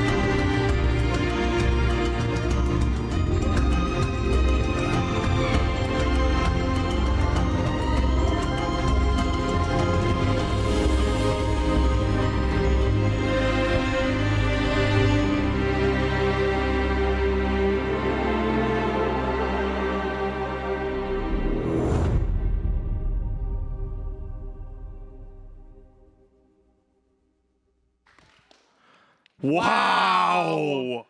That was amazing. I am speechless. I almost cried. Yeah. And I cry easy with those kind of things. Yes, So very amazing true. job. A huge shout out to the whole crew who put together this short film. And be sure to check out our virtual marketplace where you can purchase some of Laitahikoa Hawaii designs. I wish I had smoke coming out of this bowl, but it's okay. No worry. We want to say a huge mahalo nui loa to all the designers who joined us this year, Temasia.co, Wahine Toa Designs, and Laitahikoa Hawaii Designs. What a show. Also, mahalo to our sponsors, Mauna Kea Roofing, Wahine Toa Designs, Island Breeze Productions, and Evelina Photography. All right, coming up next, we have an awesome opportunity for you to learn the art of lauhala making. We have Wes Sen joining in through Zoom, who will take you through some steps to create a lauhala bracelet. And after that, we have the Hula Hō'ike featuring Hālau from around Hawaii Island, celebrating the beauty and art of hula. But before we move on, we are going to do another giveaway. Wonder why I'm holding this bowl. And this beautiful pareo. So right now we have some greeting cards, as well as a gift card for a custom illustration portrait from Designs by SNV. Hey, and who's SNV? Me. Hi. SN me? No. And then a beautiful Wahine Toa Designs pareo. That sounds like an amazing prize. Good job, SV. Here's Thank the V you. for the Thank V. you. All right. First, to answer this question, we'll win these awesome prizes. Okay, are you ready? Okay, this is going to require your memory and attention span from today. Yes. What is the name of the poke shop we featured live on today's Taste of Pacific and Asia event? All right, I hope your fingers are ready. What is the name of the poke shop that we featured today? Yes, what is the name? We're going to be waiting for the answer because we don't have the live feed here, but we have somebody watching the live feed somewhere else. Yes. And so she's going to again- text us the answer. That's my baby. What's up, baby? Again, you'll win a Wahine Toa pareo and some greeting cards. And it's just an Cameraman, you can see this. awesome prize. So Mahalo on this. it says mahalo, yes. So what is the name of the And we poke also get shop we featured? Tiger cards too. That is not a tiger. What is it? That is a tortoise shell. Thank you That very is much. tortoise shell. We get tortoise shell cards. Here, sorry. You are fired. Sorry.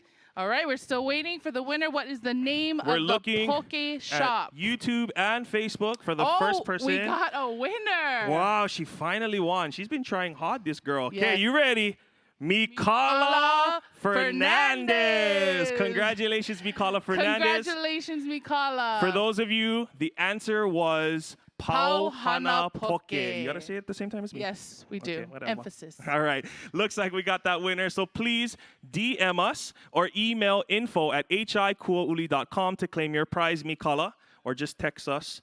Check out Designs by SNV right now as well on the virtual marketplace. They are actually running a special discount for our festival. How much are you running? Don't worry about it. Just check it out. Check them out. All Go check them. right. Go check them. Go. Don't go far because we'll be announcing our Celebrate Hawai'i Kuauli giveaway winner after this Lauhala demonstration. But before the Lauhala demonstration, we have a special interview with Nita Pilago herself, the designer and founder of Wahine Toa. So enjoy this interview and then enjoy the Lauhala demonstration. Take a look at this. Aloha, Auntie Nita. We're so happy to have you here with us. We just witnessed an amazing fashion show by you, but we should not expect any less. We are just thankful to have you here with us. How are you doing? I'm good, and mahalo for having me at the third annual Hawai'i Kuauli.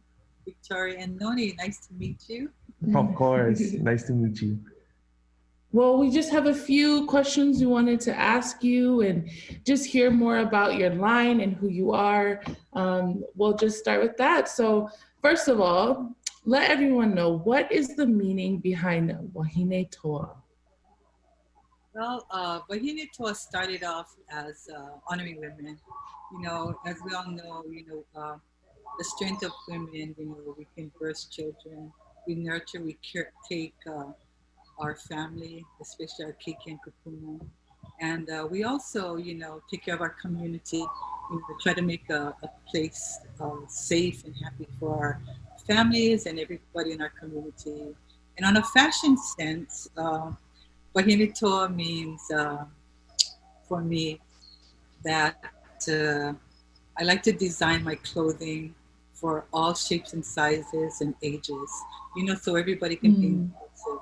And my designs are based on, of course, inspired by our beautiful island home and all of the elements and the colors also. We choose our colors and we change our colors with our own moods and with the changes of the seasons, and that's where we are seasonal. And our clothing ranges from extra small to like 5-6X. Everybody's inclusive.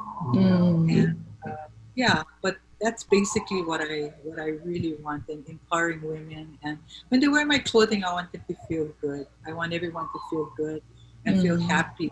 And the best reward is when customers call me. They're telling me about people complimenting them. And in my vision, it's when someone gives you a compliment, even how small, it just elevates your happiness. And when you are, you share the happiness and aloha with everyone. So that is just a part of my goal.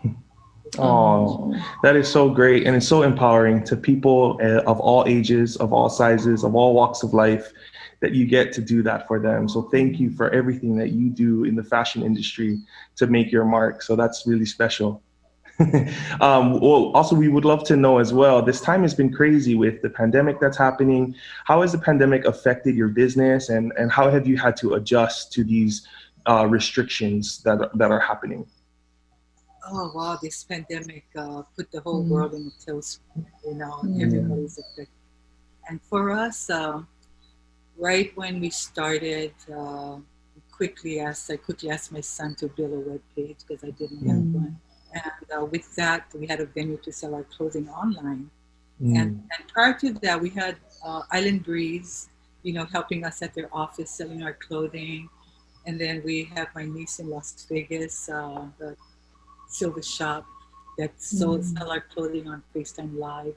And of course, with the online sales, the sales are down drastically, and we expected that. But we're so appreciative of whatever lot we have, and to the customers for supporting us during this hardship. Wow. Yes, this pandemic has been crazy, but that's part of why we want this festival to be successful, so we can promote local businesses, especially local people like you, and everything you do for our community. It's just so important for the world to know who you are and what you stand for, because this world needs it. So with that being said, we're hoping that a lot of young people are watching, especially this fashion show, and especially those who have a passion for fashion and designing. And so as someone who's been in the industry for a while, what is some advice you could give to upcoming designers? Upcoming designers, there's a whole world out there, and follow your heart. But first of all, know who you want to sell your clothing or your product to. So that's another one step. Know your market, and from there, you design accordingly to the people who you want to sell the clothing to. Young, old, some people do suits and stuff, but. And I really advise the young ones to go to school. I didn't have any formal training, and it's harder for me to do my designing. But with the schools out there and all of the technology and stuff, you can go further faster. But stick to your guns and don't give up. And there might be downfalls and obstacles in a way, but hey, that's life, and pick yourself up and keep going. But always follow your passion and be true to yourself and be true to your community and your customers. And that's what I. Oh, that's awesome. That's so good. And well, thank you so much, Antinita, for being with us. Thank you. We're so blessed to have you this year, and in the past years, it's just been so great partnering with you. And then, of course, to see a lot of your beautiful designs that we also get to wear. So thank you again. Thank you. We absolutely love you, and we love your designs. And so thank you very much. Thank you for doing this and doing this for the community. And I hear that it's reaching out amongst Polynesia and international. All right. Well, take care. Be safe, and we'll be in touch. Aloha. Aloha. Aloha and good morning. Today I'm going to just explain to you the art of Lauhala weaving. In the olden days, Lauhala was mainly restricted to the weaving of mats, and mats were very important because this was used in the house or wherever they had to sit down or lay down on. So the mat making was the main objective of the bandana sleeves. Later on, as different accessories were added on to the native costume, they started to make hats and they started to make other items using the leaves. We have fans. It gets pretty hot around now, so we have different kinds of fans. Also, hats. And today, one of the fads is this type of hat that doesn't have the top. That usually the regular hat has, we say, the pico, the top, the crown. And then it goes down like this, weaving down to make the brim. This is one that's already finished. Now, the patterns on a lot of these have significance because especially for this one here, and this one here, this is called ili'ulu. Ili'ulu means the skin of the breadfruit. Right now it's breadfruit season, and I just went to my wife's family property on the other side of the island to gather lauhala leaves, but also to go to the tree where grandma planted daddy's umbilicus, the pico, and the afterbirth, and then planted that tree. Today it's over 90 years old, and it's still bearing fruit. And so this design is very significant for our family because it's to remind the children, the future generations of that tree. Ulu also means to grow and prosper. So this is a prayer for the family that the family would grow and become prosperous. Today, I'm going to show you just to make a very simple little bracelet like this. And the reason there's two different colors is because they come from two different trees. One tree has the dark leaves. The other tree, I boiled the leaf, the green leaf, and it comes white like this. So what you do to make this alternating color with the brown and the white, which is natural, is all you do is you strip these leaves, use a stripper called a koi, and cut them. And then all I do is I show the students how to bring back the leaf and then weave right around.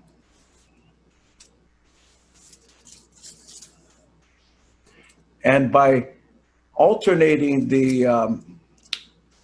is called the ku, the one that sticks up like this, and the one that wraps around is called the moi. So you just alternate the ku, which is up and down, and then you just wrap this one around, the moi. Moi means to lay down. The ku means to stand up. So one of the elders told us once, how do you make a baby? And everybody thought. And then he said, one ku and two moi. So that's how you make a baby. That's how the kupuna taught us little different things. They didn't have books and everything, but they had things that they did in the culture that showed these things.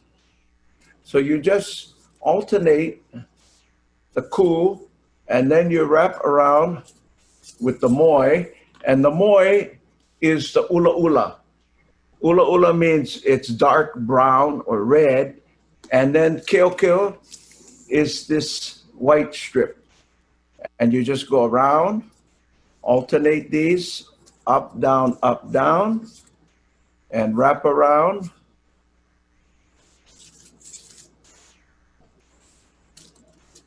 And there you can see the pattern. I mentioned that this pattern is very significant to our family because it's called the ili'ulu. And I asked permission from the gentleman who received it from his elders on Maui, and I asked if I could use this pattern.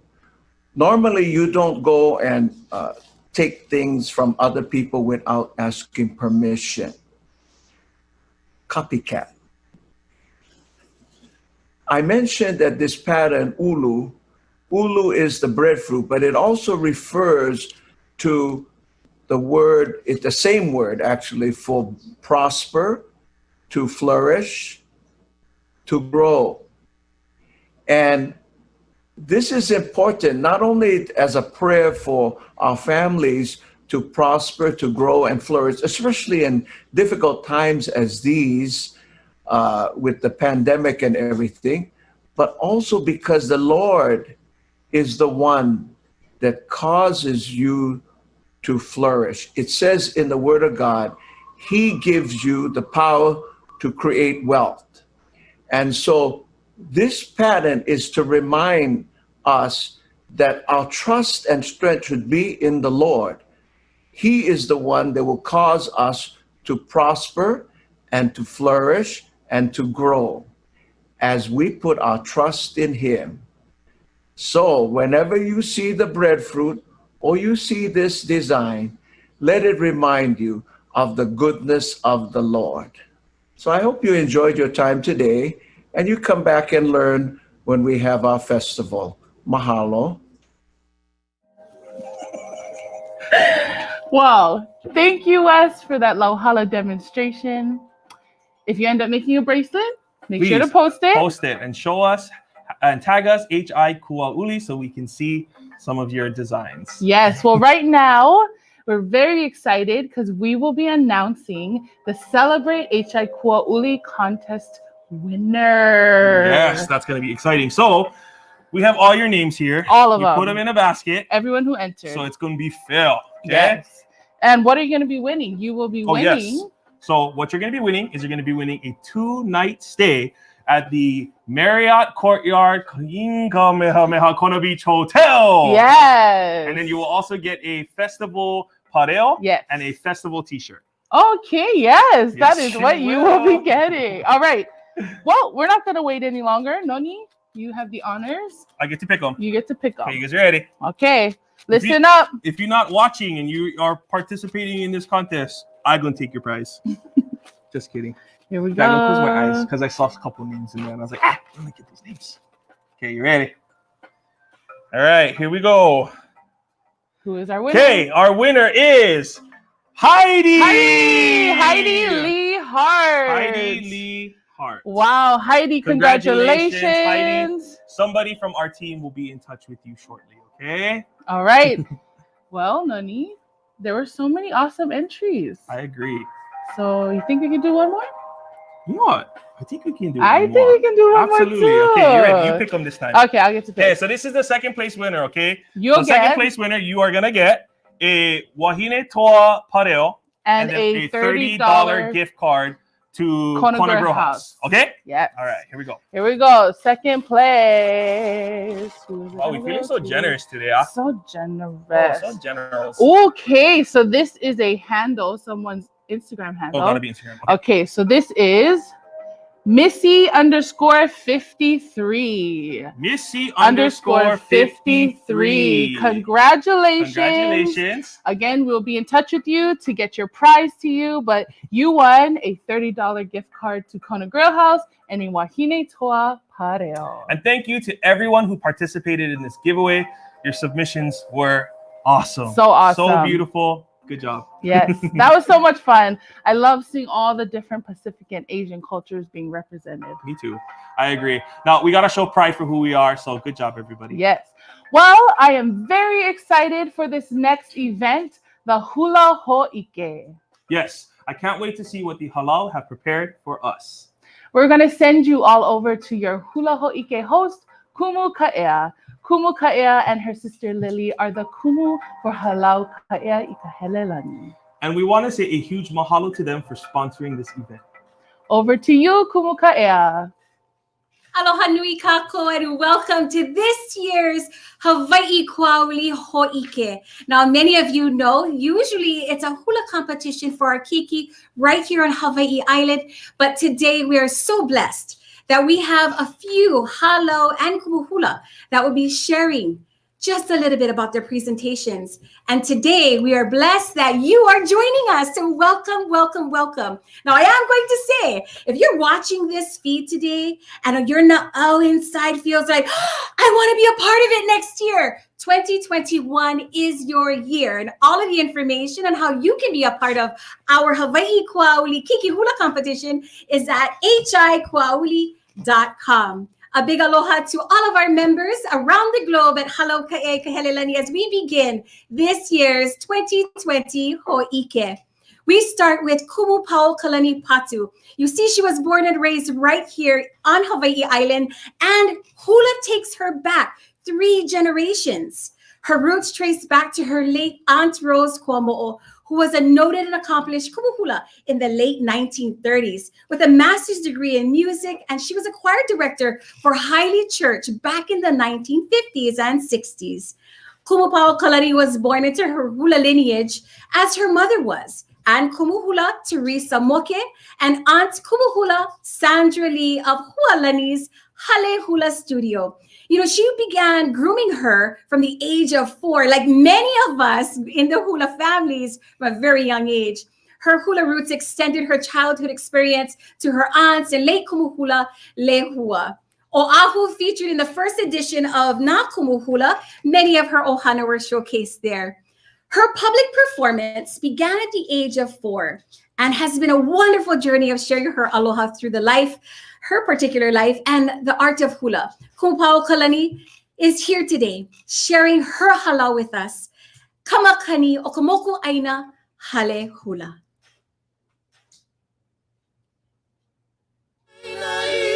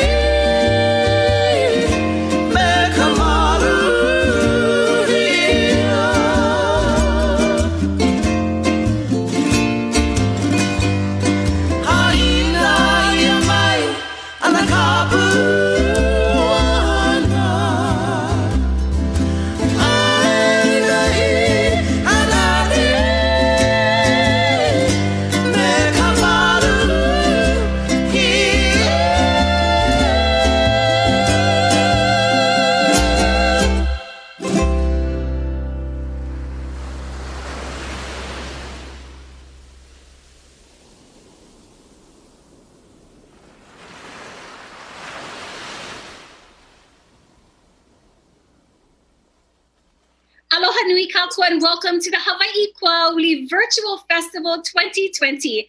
I am Kaea Lyons and joining us today, another wonderful supporter. He's been with us for some time now. Kumu Hula, Punahele Andrade and Hālau Nale Punahele. Aloha mai e kumu Punahele. Aloha. So good to see you. You know, it's been some time since last year when we saw you at Hawai'i Kuauli. How has Hālau life been with you folks during COVID-19? Hālau life has been challenging for us. We, like everyone else, we've gone virtual. So our lessons are virtual, both for here as well as abroad. You know, and it's a part of life that we all have to adjust to and move on and go forward from here.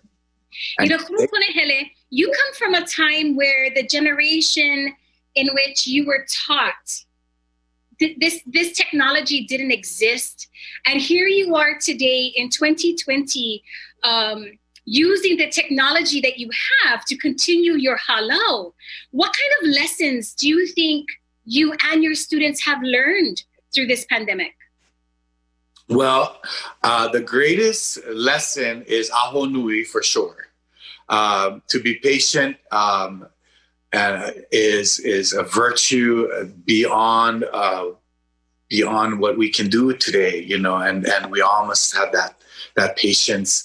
The lessons learned for me, like you said, yes, I come from a generation where we didn't even have palapala. You know, our kumu just said, he just chanted it or sang the mele. We didn't get any text or we didn't get anything. There was no technology. All we did was basic listen and dance. And that was Uncle George's, mantra. I'm the kumu, just dance, listen and dance. And that's the generation I came from. And so to move into the 21st century where everything is virtual, you know, I resisted for a while. I resisted because hula is hard to teach with no contact. It's a contact art form, and it's a visual art form. So it was very difficult for me and the students as well. The students abroad, for somehow they could adjust easier than the Hawaiian students. But the Hawaiian students, you know, they have a knack for and the ability to connect with their vahipana.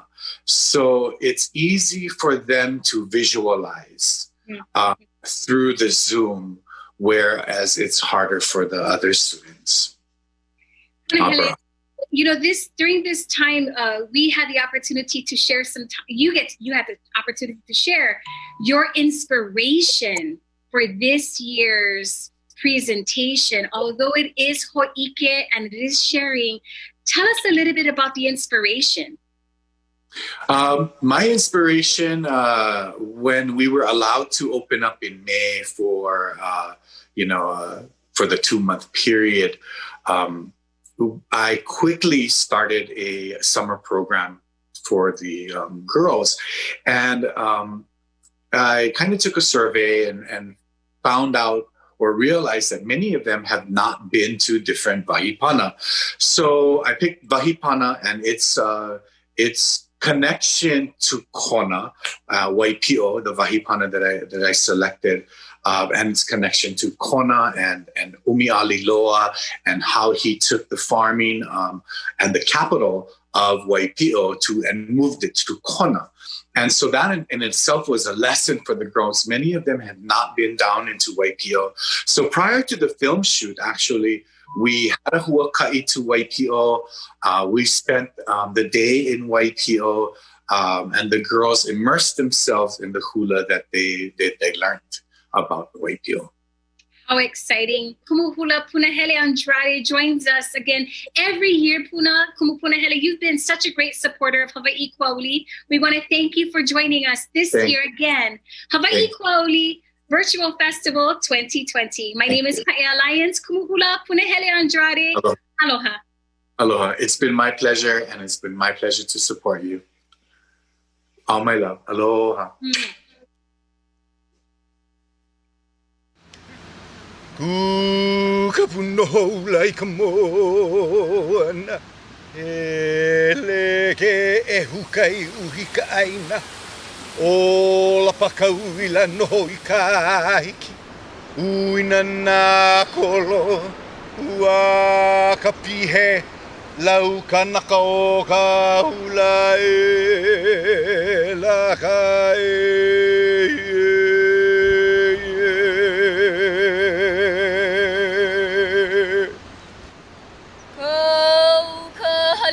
Manawala he yo moi kuhala na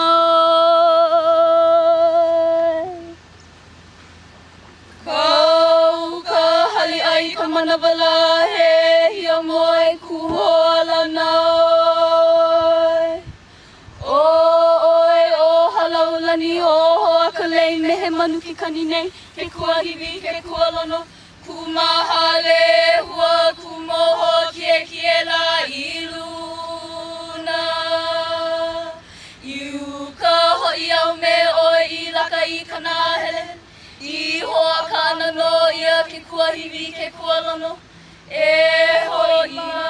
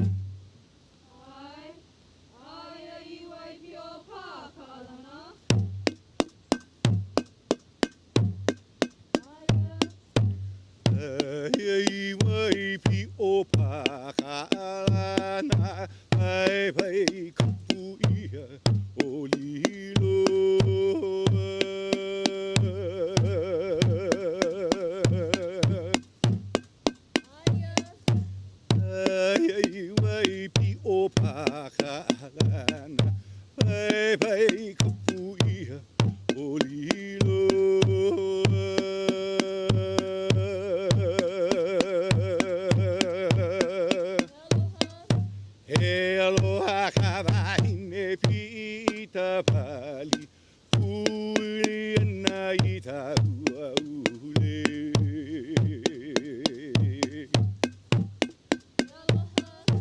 He aloha ka wahine pita pali, uli ana I ta ua ule.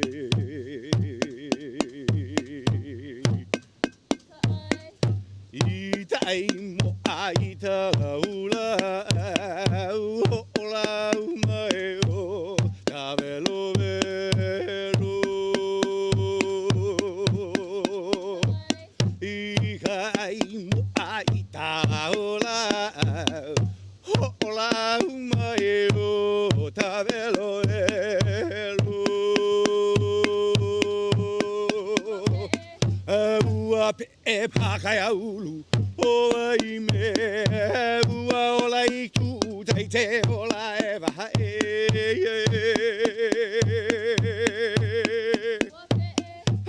ua pe e pakaya ulu o ai me ua ola I tu tai te ola e waha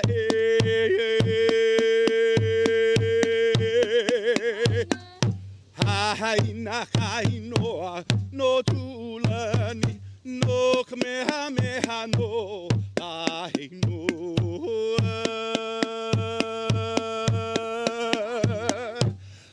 Haina kainoa no tulani no kamehameha no lainoa.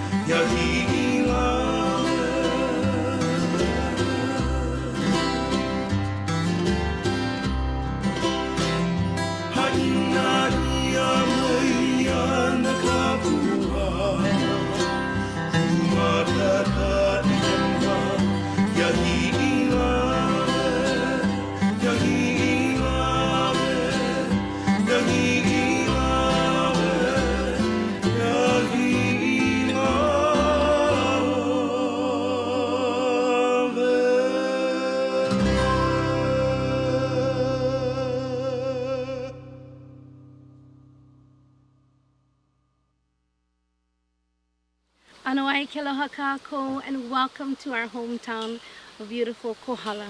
O Kohala Ike, o Kohala Nui, o Kohala Ua, Pa'apa'a, o Pili me Kalahikiola na Pu'uhailelua, the famous hills of Pili and Kalahikiola. Standing with me today is our Kumu Nui, my sister Kumu Hula Nani Linyap, along with her daughter Kalihilihi Ula Nale Hua o Hopua Yap. And we are Hālau Kawehileimamoikawēkiu o Kohala, a new Hālau that opened a few years ago, and we are so honored to be sharing our mele, our dances, and our chants about our ali'i, our mo'i kane kamehameha pai'ea. The dances and the chants we chose today honors him, and we begin with a mele called, or an oli called Ke Ola Palau Ali'i. It speaks about the many chiefs that came from his lineage, his family lineage. It is a chant that was carried in our family and passed on through my sister and now through our Hālau, and we are so honored to share it with all of you today. Ke Ola Palau Ali'i speaks of the many chiefs that will come from Ke Kuia Po'iwa, but it talks about the chiefs that are in Awini, where we were earlier. Speaks of Hikui Ke Kualono, the one who moved the elements in the sky, along with Umihulumaka Okalani. He was the chief of that area. Raising Kamehameha Paea on the breast of Kahaupulani came that royal family. The next chant is called Hanau Keali'i. You want to share Hanau Keali'i with us? Hanau Keali'i Ke Kuia Po'iwa talks about it's a birth chant for Kamehameha. It talks about the night and the month. Velehu kamalama ikuli olala kamala ko Ailao Āina Kea, and Āina Kea is the place. It's actually a couple miles down from this. Right here, and so this is where he was, where she gave birth. His mother Ke Kuia Po'iwa, she gave birth to him, and then he was taken by Nai Ole, the swift runner, and he was taken through from Āina Kea all the way through Kapa'au, Makapala, Pololu, all the way up into Awini. We've been to Awini. Yes, and we have been to Awini. We spent a night in beautiful Awini. Yes, back in 2018 when I ran for Miss Lauhala. And you still feel that mana there in Awini. Yes, always. It's something that I'll never forget. Beautiful time. You know what I wanted to share is also that, these mo'olelo are very special, and they are from Kohala. And truly the people who should be the ones sharing that, because we keep the reputation of our ali'i, and we keep their stories, and it is only through hula that they come to life. And so we are really passing on something that is really from our kupuna, from our ancestors, and from and really kept in Hālau. And all Hālau who keep their memories and their stories are so very special that's what we do. We are hula dancers, but we also tell the stories. We are the keepers of the history of the culture. And so our final number that we did was... And the final mele we did was Kauai Hamakua. It was a mele ma'i, and we pay homage to Kamehameha during the time of his birth. But most importantly, that mele ma'i are written for our ali'i so that they will procreate and more shall indeed come from our royal lineage. And thus we honored him with that mele ma'i because majority of our women that stand here today are all family of our ali'i Kamehameha. So we are honored to be here. We're honored to be, chanting and dancing as Ku'unani said, but most importantly, perpetuating those meles that must be kept here and then kept alive because of our love for our kupuna. And as she said, our kupuna are the one that remind us of our kuleana. So thank you for allowing us to spend the day with you folks in our hometown, Kohala. On behalf of Hālau Kawehileimamoikawēkiu Kohala, Kumunani Limyap and Hālau Mana Ola, our warmest and fondest. Mahalo. Mahalo.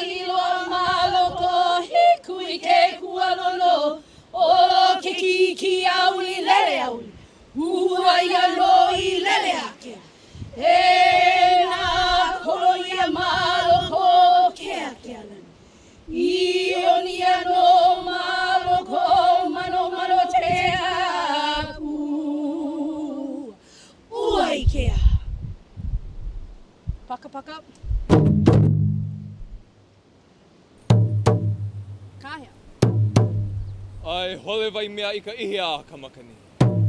Hau mai na ale a ki pu'upu'u. Hole vai mea. Hole vai mea I ka ihi a Kamakani. Hau mai na ale a ki pu'upu'u. Ela au kala ihe ia na ke anu. O oi kanahele. O oi kanahele. A o mahiki. A kulo oi kamalana e a ki pu'upu'u. Nolu I ka makasa. Nini au e haka pua koa e haiki anu I kanahele o vai kala e ala e ala e ala. Hole. A hole vai mea I taki he a Kamakani. Hau mai na ale a ki pu'upu'u. Ela au kala ihe ia na ki anu. O oi kanahele. O oi kanahele. A o mahiki ku.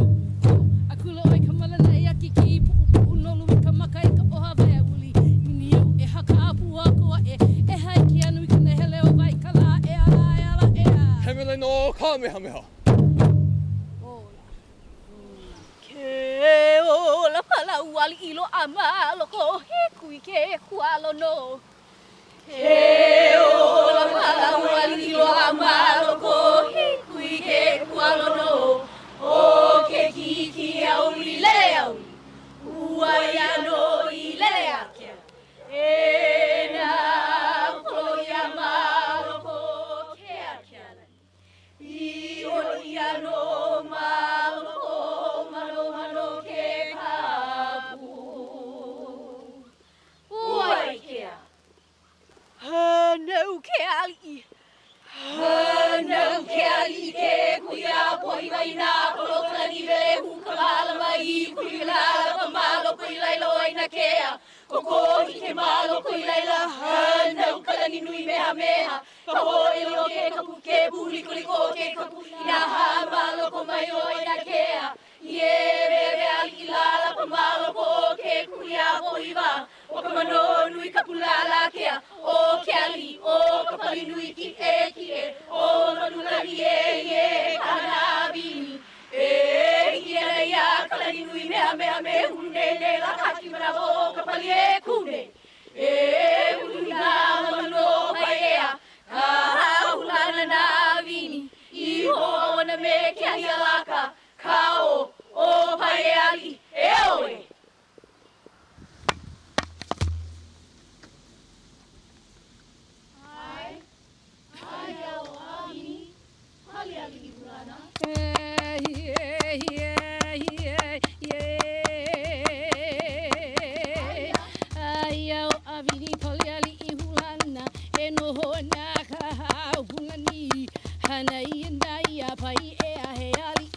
Ia maloko ke kuia poiva ino hoia maloko aina ke aina li ago hi maloko ila o heni api o aina ke tu ala la pa tu ala la blo amaloko mai o laila he vela e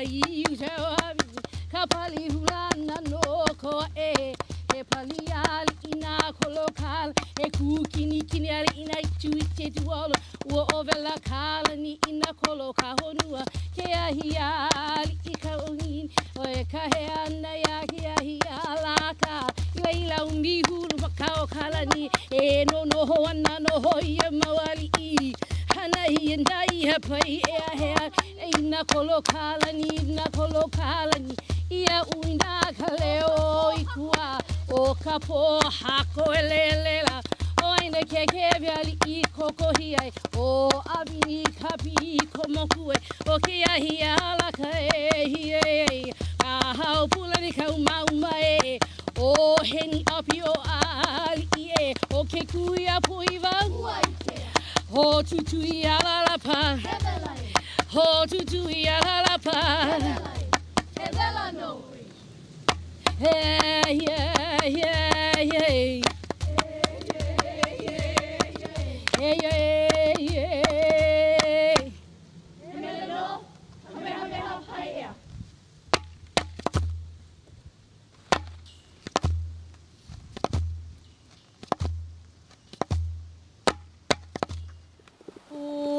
Ako mai la ka oi. E huia va aki aloa ke kane. Na kuka manuolo no auia nei uia kahikoku e hulu e lananali e kumuali I ho nali e ku e peheala peheala ali ho lani ho e uaike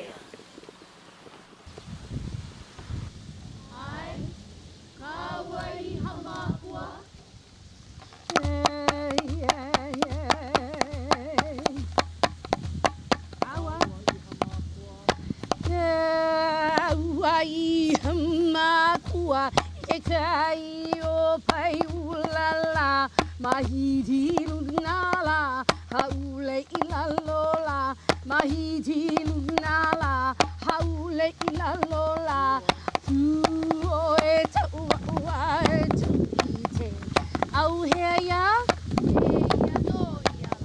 ai amahea Oia nei kuni lohe ole la a mau mau e. Te Hawai'i hamakua Mahiti lunala, haule ila lola, mahiti lunala, haule ila lola, atu oe taua oa, tu itele, au heya, heya noia, aya mahea, heya maarena, ahe. Oya nei kulilohe olela, mau mau e. He mai no, kamehameha.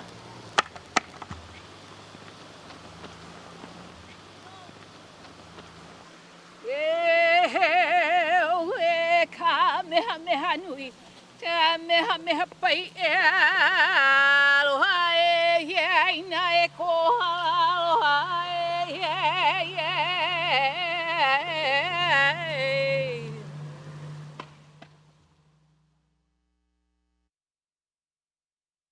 Go.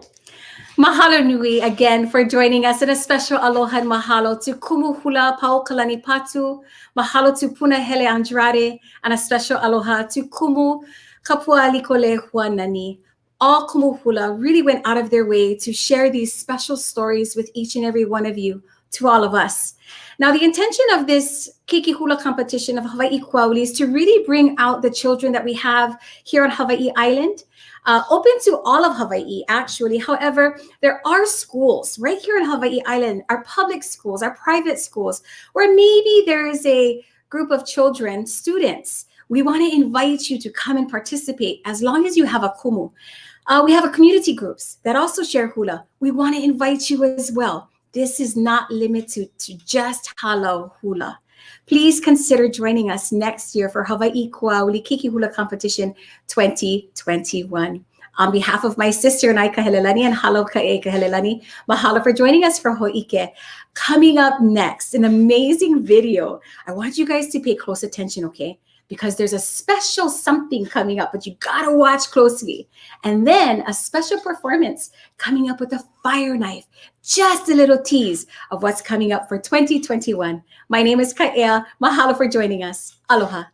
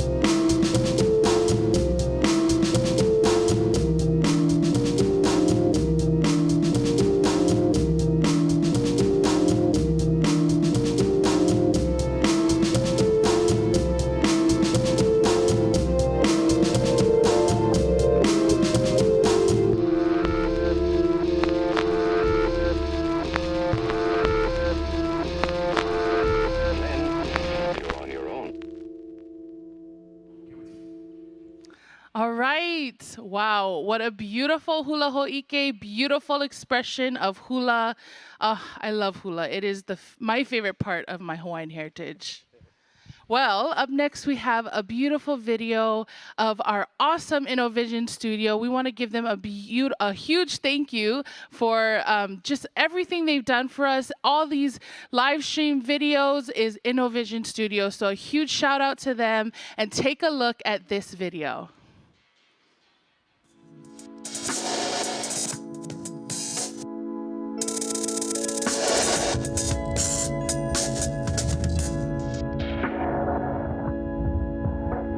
At InnoVision Studio, we create videos, soundtracks, voiceovers, websites, and mobile apps to reach people around the world. We highlight the innovations and visions shaping world missions through media production and distribution. To help individuals communicate their personal vision with the world, InnoVision produces template-based videos that enable Youth with a Mission volunteers to share their vision with excellence through web-based videos. These vision videos pair short and personal interviews with professional, pre-made video templates that cover a variety of ministry focuses. Modern technology multiplies mission efforts both locally and globally. With our mobile studio truck, we host events with video projection and live sound for film presentations in our local community. We also broadcast live web TV and multi-point video conferencing from our studio to the nations. InnoVision offers media services to YWAM schools and ministries to create custom videos and websites. We also provide post-production services for Voice for the Voiceless documentaries that address injustice. One such documentary, titled Dear Panama, helped trigger new legislation so that orphans in institutional care can be quickly restored to biological, foster, or adoptive families. If you have the heart and skill to serve with us, or if you have a vision to communicate, come join us as we produce creative media to transform our world.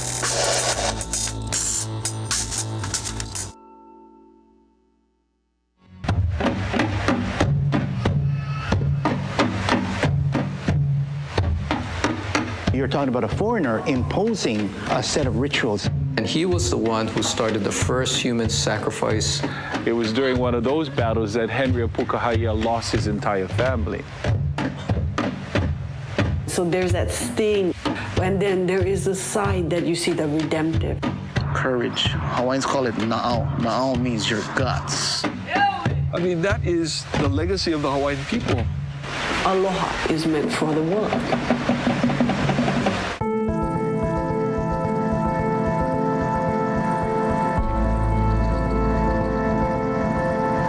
Many in Hawaii know this story well, of the voyagers, warriors, priests, and royalty of Hawaii. But do we know what's been left out? Are we willing to find out?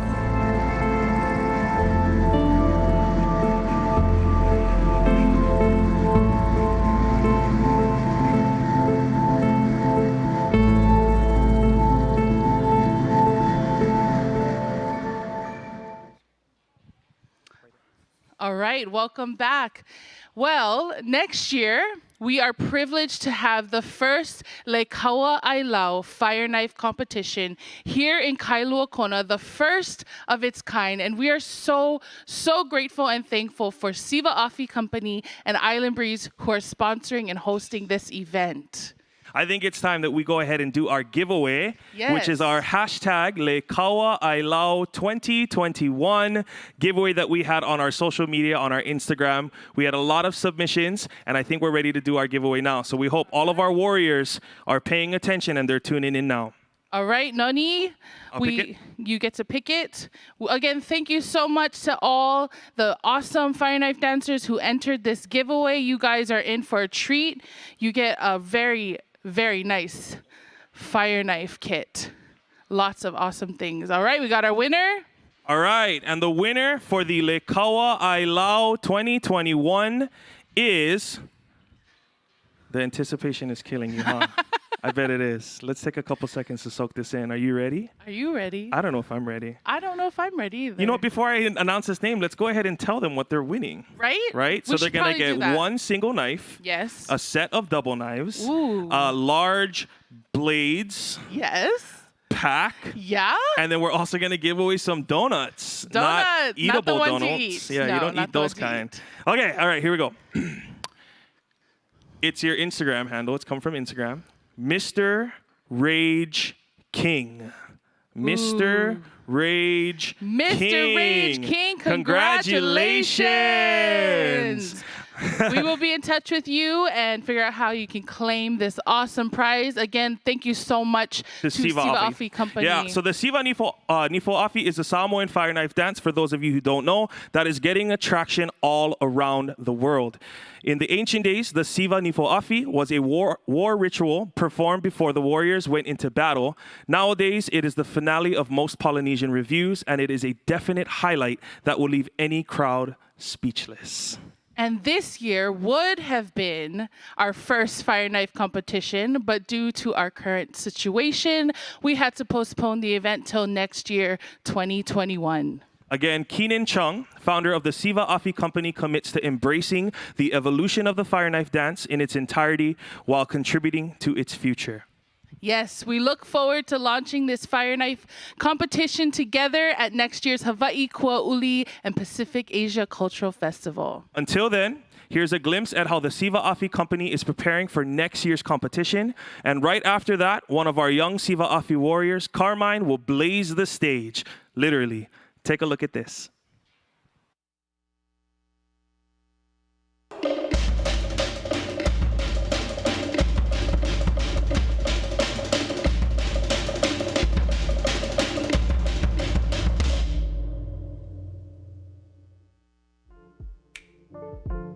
Talofa family, my name is Keenan Chung and I'm the founder and the owner of the Siva Afi Company. In this year, 2020, we partnered with Island Breeze Productions and the Hawai'i Kuauli Asia Pacific Cultural Festival in hopes of bringing you the very first annual Lekoa Ailao World Fire Knife Competition. Now, unfortunately, due to the ongoing COVID-19 pandemic, we had to push the competition back into the 2021 year. So, in honor of what could have been, we decided to create a video segment that pays homage to all who were involved in this year's competition, but also gives you a sneak peek into what to expect of next year's competition. Let's get started.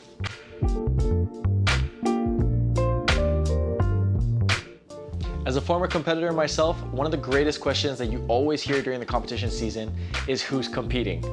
But a question that you rarely ever hear is who's judging. So we want to take this opportunity to introduce you to 3 of the 4 judges that you can expect to see at the 2021 Lekoa Ailao Fire Knife Competition. Our first judge is a World Fire Knife Champion, but he is also the son of the founder of the World Fire Knife Championships at the Polynesian Cultural Center, Pulefano Ngaleai. Ladies and gentlemen, this is Alex Ngaleai. Talofa, my name is Alex Ngaleai. I live in Laie, Oahu, and I am a former World Fire Knife Champion. I got into fire knife dancing at the age of 7. I would say kind of forcefully from my father. I looked at competition as like what's going to be the newest thing coming up. What's going to be the latest move, who's the up and coming dancers. And for me, it was like a convention, and I basically showed up just wanting to jump in, have fun, try to come out with something new, and at the same time look forward to what was coming through that was new. You know, if someone was to ask me that, you know, they're thinking about competing, something that I would share with them is don't drop. Every time you dance your routine in your practice, whether it be once, whether it be 100 times, dance as if you are dancing on stage. And that's not just to say, you know, to get your routine down perfectly. Yeah, do that. But I would share with them, run. Run so that your breathing has a rhythm. When you perform, bend. Put your hands up, extend your motion. Dance as if you're dancing on stage, so that when you are on stage, you are used to pushing that 150%. Our next judge also comes from the Ngalea'i family. He's a 3-time World Fire Knife champion, founder of Team Vaimatina, as well as the Masters of the Flame Fire Knife Competition Series. Ladies and gentlemen, this is David Ngalea'i. Talofa lava, my name is David Ngalea'i. I'm a 3-time World Fire Knife champion, 2004 first Anaheim Flaming Sword champion, and I'm the founder of the Vaimatina Sivafi team. How did I get into fire knife dancing? It's been a family tradition actually, so it's been passed down from my grandfather, his father, so my great-grandfather down to us, we've been taught the fire knife dance. And what makes a good fire knife dancer? To me, it's really the confidence in the person in their routine, their dance. Audience can feel everything. If you come out confident, the audience know they're confident in you. Some things that I would try to tell my students would be, you know, everybody has their own style. When I come to teach you, or when I help you, you know, to best portray or express, you know, through fire knife dance what you do, I try to help you express how you would express yourself. Apply it to you, how you feel. Like I said, it's mentality. If you look at it like, okay, I'm a warrior, but I would do it this way. I'm more in speed. And okay, good. This is the basic of it. Now I'm trying to make it as fast as you can. Ooh, what do I love about fire knife dancing? The honest truth, everything about it. From practicing, from getting hurt, backstage, fixing your knives, the mistakes you make. It's all life learning experiences for me. Fire knife dancing taught me everything that I know. I mean, I learned to overcome trials and not be afraid of the unknown because of fire knife dancing. So the world of Sivafi has been a blessing to me, and everybody in it has been a part of my love for it. This year was a tough year, and we're pretty bummed that the Kaua Ailao has been canceled. And we're looking forward to next year and hope to see you all there. Like I said, you know, have the confidence, come and compete, and we'll see you at the Kaua Ailao next year, 2021.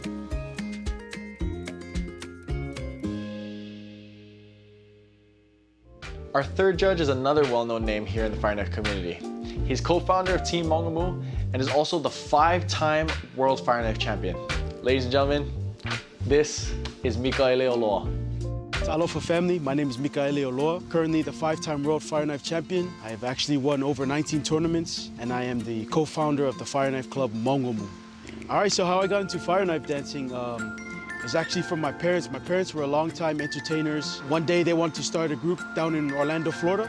So I was the only boy of the family, and so I was the one who picked up that torch and just kept going with it. So my first competition experience was actually at the World Fire Knife Competition at PCC. I was 13 at the time, going into the intermediate division. The adrenaline was pumping so much. You know, you can feel the jitters. I'm getting goosebumps talking about it right now. And that feeling, that's actually the feeling that pushed me to want to come back every year, you know. What do I think about when I put together my routine? I try to look for transition motions, motions that try to make everything smooth, connect smoothly. I try to implement all the different criteria that's on the papers, you know what I mean? Like the height of the throw, different tosses around the back. And I try to take each individual point and try to connect it together. In my mind, what makes a good fire knife dancer is somebody with showmanship. A lot of the moves nowadays, as you can see, even the youngest of kids can do some of the hardest moves. But what sets the tone is their showmanship, their stage presence. How active are they? How warrior-like are they? Because, you know, even though we're spinning and all, you can't forget that it's a Samoan dance. You know? Some things that I would tell somebody who's thinking about competing is to just go and compete. Don't be nervous. Don't let, pretty much don't be prideful. Don't let your pride get in your way. You know, you gotta experience it. You gotta go compete, feel that adrenaline. And I promise you, if you do, you will get hooked on it, man. You'll think about it every day. You're like, man, I want to do that again. Just like anything else. You get nervous. After you finish, you're like, man, that was so much fun. I want to do it again. It's the same exact experience. I promise it'll only make you better from there. As everyone else, we were so bummed to hear that the Ailao was canceled this year.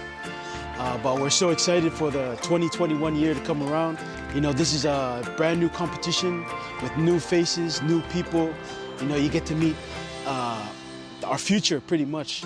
So I'm excited for the 2021 year to come around so I can see each and every one of you guys. Stay blessed, everybody. Choo-hoo!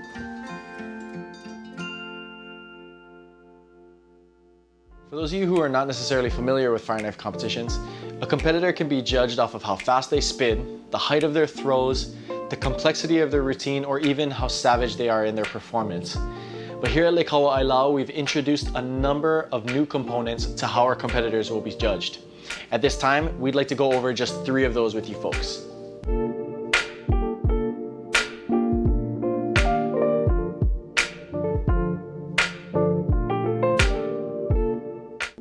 The first new component is in the measurement of a competitor's knife. The competitor's knife will be judged off of their base measurement. Now, what is their base measurement, you may ask? Their base measurement is comprised of the distance between the center of your chest and the end of your longest finger, most times being your middle finger. This measurement is your base measurement. This measurement will also be used as your double knife length minimum. Your single knife length minimum will just be 2 inches tacked on to that. That way, all your knives are based towards you, and that way it makes it a little bit more fair for everybody.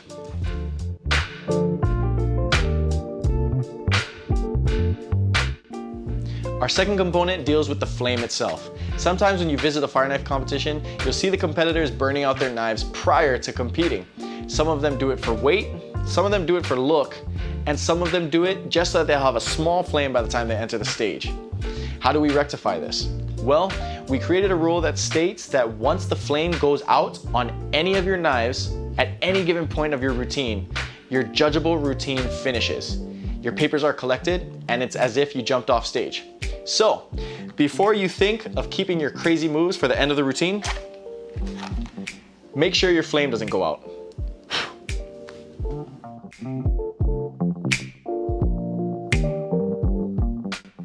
The third component is with the introduction of a drop cap. A drop cap basically states that any competitor can no longer place or win the competition once they've dropped over a certain amount of times. This rule was set in place to give respect to the fact that the Fireknife dance originates from a war ritual and that any weapon dropped in battle means death. Now, before we leave you guys, we just want to let you guys know that we'll be doing a grand prize giveaway for 1 lucky winner. This grand prize will be comprised of a single knife, a set of double knives, a pack of both large and regular sized boards, as well as a pack of both single and double sized donuts. Make sure you're following us at Hawai'i Company as well as at Hawai'i Kuauli on Instagram for all the details on how to enter and how to win. We wish everybody the best of luck and we hope to see you guys in the 2021 year. Until then, mahalo and fa'afetai te lava.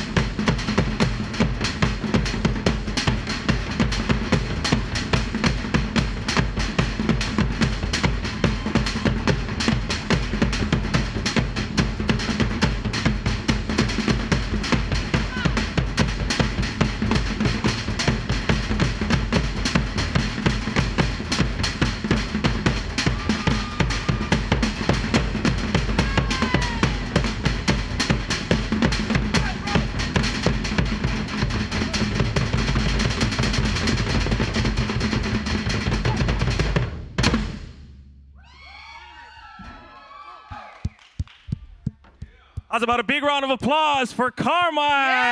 Yeah! Woo! He set the stage on fire, literally, and he's only 13 years old. So, fa'afetai telelava to Carmen for being a part of this festival.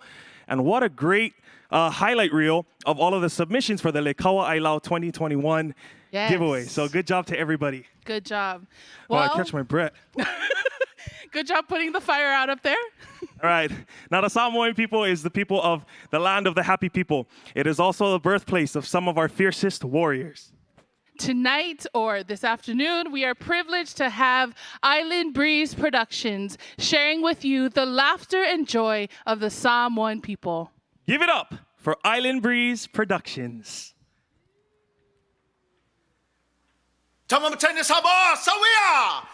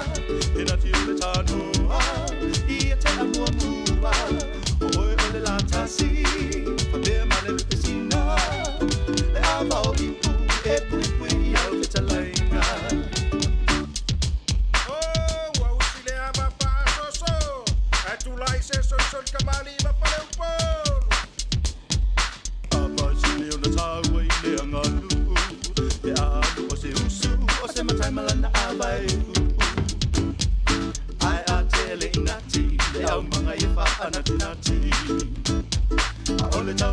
le tano awane isasi. Le palu ava ya poponto ai maotama itai. Le polo pola ava ia e mana tua.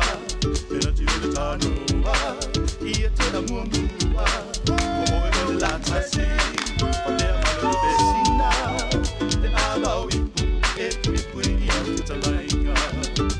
Ava o ipu e ipu ia te talaika. Ava o ipu e ipu ia te talaika.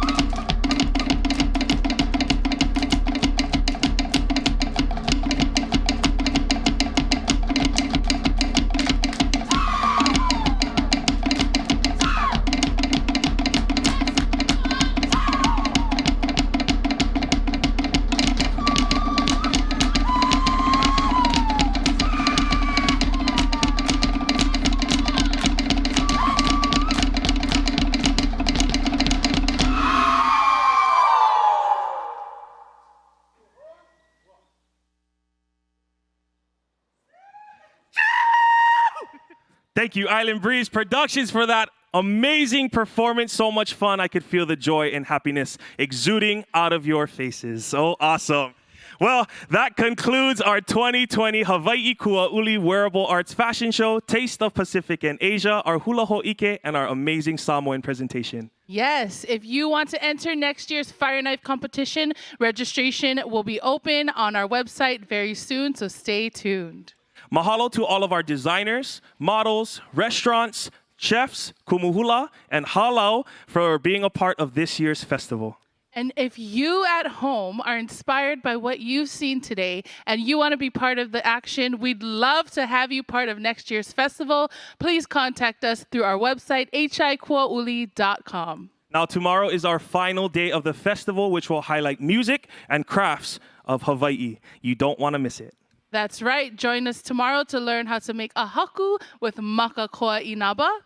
We'll also have some beautiful Hawaiian mele from Ali'i ke Āina and some more giveaways. Mahalo to our sponsor, Island Breeze Productions, Ultramedia Productions, Kauni of Hawaii, and Innovision Studios. And thank you all for joining us today. We'll see you tomorrow. Ahui ho. Aloha.